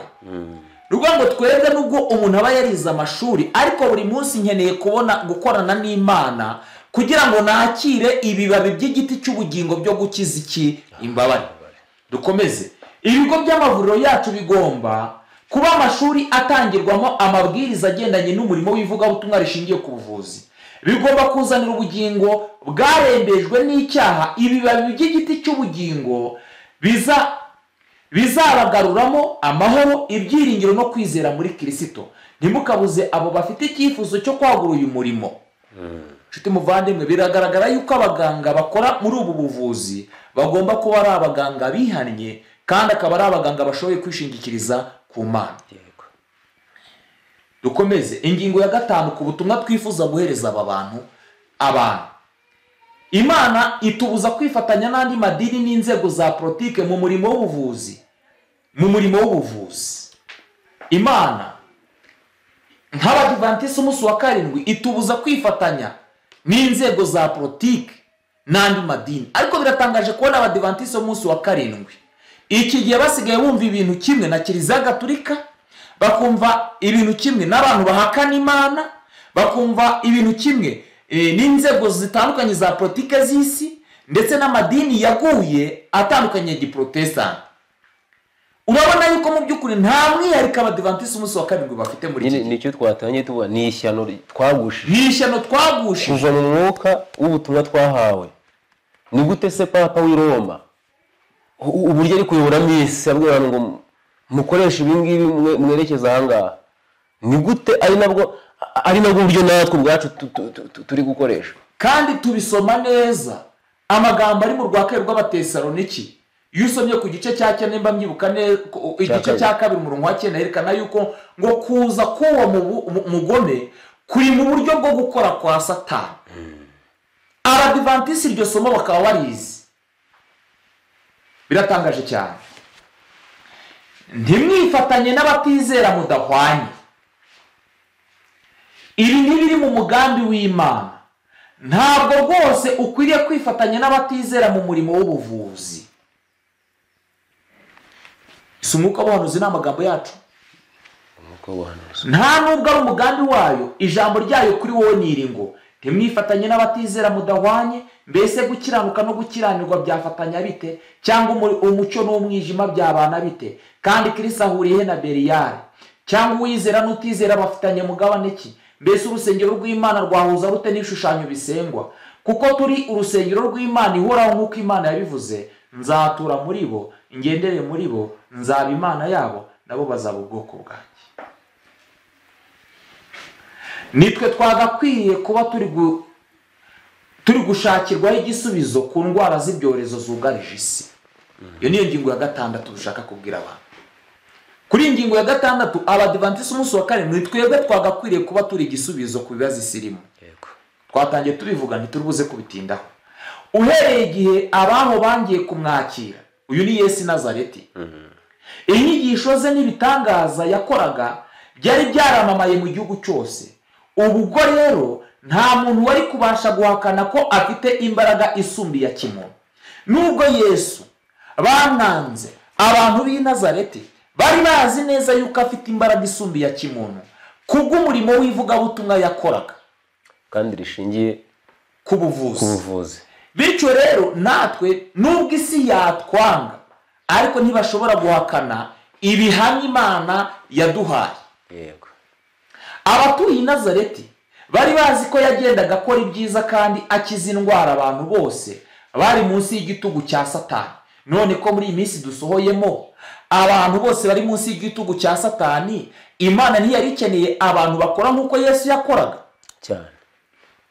Hafi yabo hari ibirorero wasangaga mu mazi yabyo hatakumvikanamo kunihishwa n'uburwayi kubera ko yari yaranyuzemo agakiza abarwayi bayarimo. Wasangaga yuko mu by'ukuri ahantu hose i Nazareti washoboraga gutembera amakaritsiye menshi cyane ntube wakumva n'umuntu n'umwe unihishwa n'uburwayi bitewe n'uko Yesu yahanyuzemo. Mbese iki gihe si cy'Abadivantisi umunsi wa karindwi twagakwiriye kuba turi gukora. Muri iki gihe imbabazi zagaragariraga muri buri gikorwa yakoraga mu mibereho ye, zahamyaga ko yasizwe n'Imana. Twebwe ibiduhamya ni ibiki? Reka mbabwire, mw'Abadivantisi b'umunsi wa karindwi mwe mwaretse tukihana tukareka kwihagarara. Mbese niki cyarimbuje Yuda? Ni ukwihagararaho. Icyarokoye Petero ni iki? Ni ugutakira Yesu. Natwe ikizaturimbuza uyu murongo wo kwihagararaho, niba tuwukomeza, Abadivantisi umunsi wa karindwi benshi bazagira amaherezo nk'aya Yuda. Icyaturokora ni ukubona yuko twatsinzwe tukabyemera, ntihagire uwishyigikira, tukajya imbere y'Imana turira nk'uko Petero yabikoze. Nicyo cyonyine cyaturokora kuri iyi saha. Nawe ubundi gukomeza kwihagarara no kwishyigikira mu mafuti, ubu ibyigisho nk'ibi ngibi biba bizazamura impaka mu bantu, kandi ibyo twasomye ari ibihamya. Abantu bagatangira ati se bari abantu baravuga ibi n'ibi, ibyo bintu n'ibyo kuri interinete n'ibihuha abantu bagenda batoragura, ntimuzajye mubyumva. Amagambo menshi cyane yo gushakisha uburyo mu by'ukuri bireherezaho abantu ariko bakoresheje intwaro y'ikinyoma. Ariko yabaga Abadivantisi muri iyi minsi bemeraga guca bugufiya, Imana ijya yemera mu by'ukuri kubabarira abantu ubujiji bagize. Muri iyi minsi ndashaka kugira abantu inama, mu by'ukuri nimwemere muce bugufi.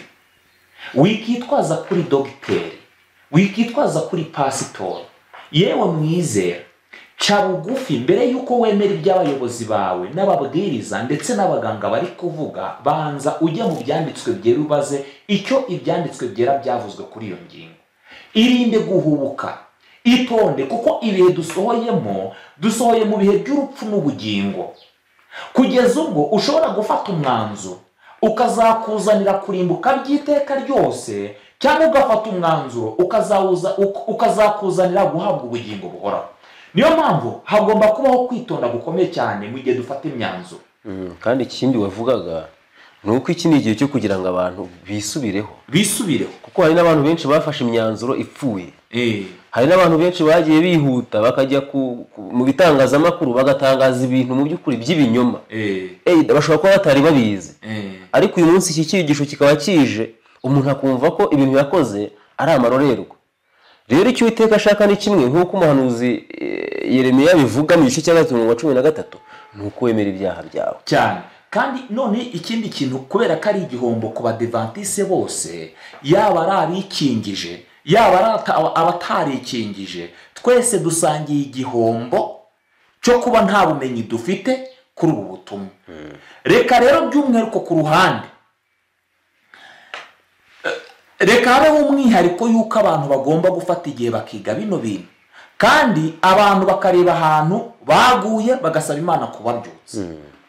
Ntabwo rero gukiza byari bifitwe na Yesu gusa, ahubwo byari igihamya kigaragaza ko intumwa nazo, nk'uko umurimo w'ivugabutumwa rishingiye ku buvuzi cyari igihamya cy'uko Yesu ari umwigisha ukomoka mu ijuru, ni nako uyu murimo w'ivugabutumwa rishingiye ku buvuzi cyari igihamya cy'uko abigishwa nabo batumwe na Yesu.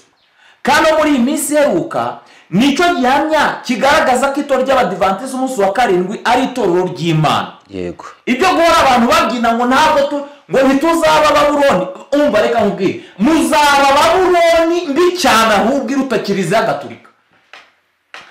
kubera ko itorero ry'Imana iyo abantu bahise mu Imana inshuro nyinshi abantu batekereza ko itorero ry'Imana ritajya riyoba, urabyumva, ariko iyi Imana ireka abantu bagakomeza umurongo wabo ikitorereza abandi.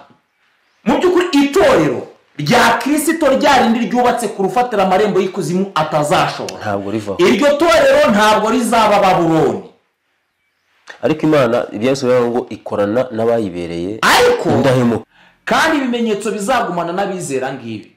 Aya ni amagambo yavuze Yesu agiye kujya mu ijuru. Bazirukana abadayimoni mu izina ryanjye, bazavuga indimi nshya, bazafata inzoka, kandi niba mu kintu cyose cyica ntacyo kizabatwara na hato, bazarambika ibiganza ku barwayi bakire. Na n'ubu iryo sezerano riracyafite imbaraga, kandi ni iryo kwiringirwa nk'uko ryari riri mu gihe cy'intumwa. yego, Na n'uyu munsi iryo sezerano riracyafite imbaraga, kandi ni iryo kwiringirwa na n'uyu munsi. Ibi bimenyetso bizagumana n'abizera. Ubundi muri iki gihe koko icyagaragaza abadivantiste b'umunsi wa karindwi kuko twizera Imana ni igiki? ntacyo. Nta mwihariko dufite, nta bihamya by'uko turi itorero ry'Imana uretse kubyihamya, ariko nta bihamya dufite isi ishobora kureberaho bivuga ngo aba bantu ntari Imana. Ni nacyo andi madini adushinja abati barano nta mwuka wera bafite. Nta mwuka wera bafite. Ni gute badashobora kurambikaho umuntu ibiganza ngo ahaguruka agende? Ahaguruka agende.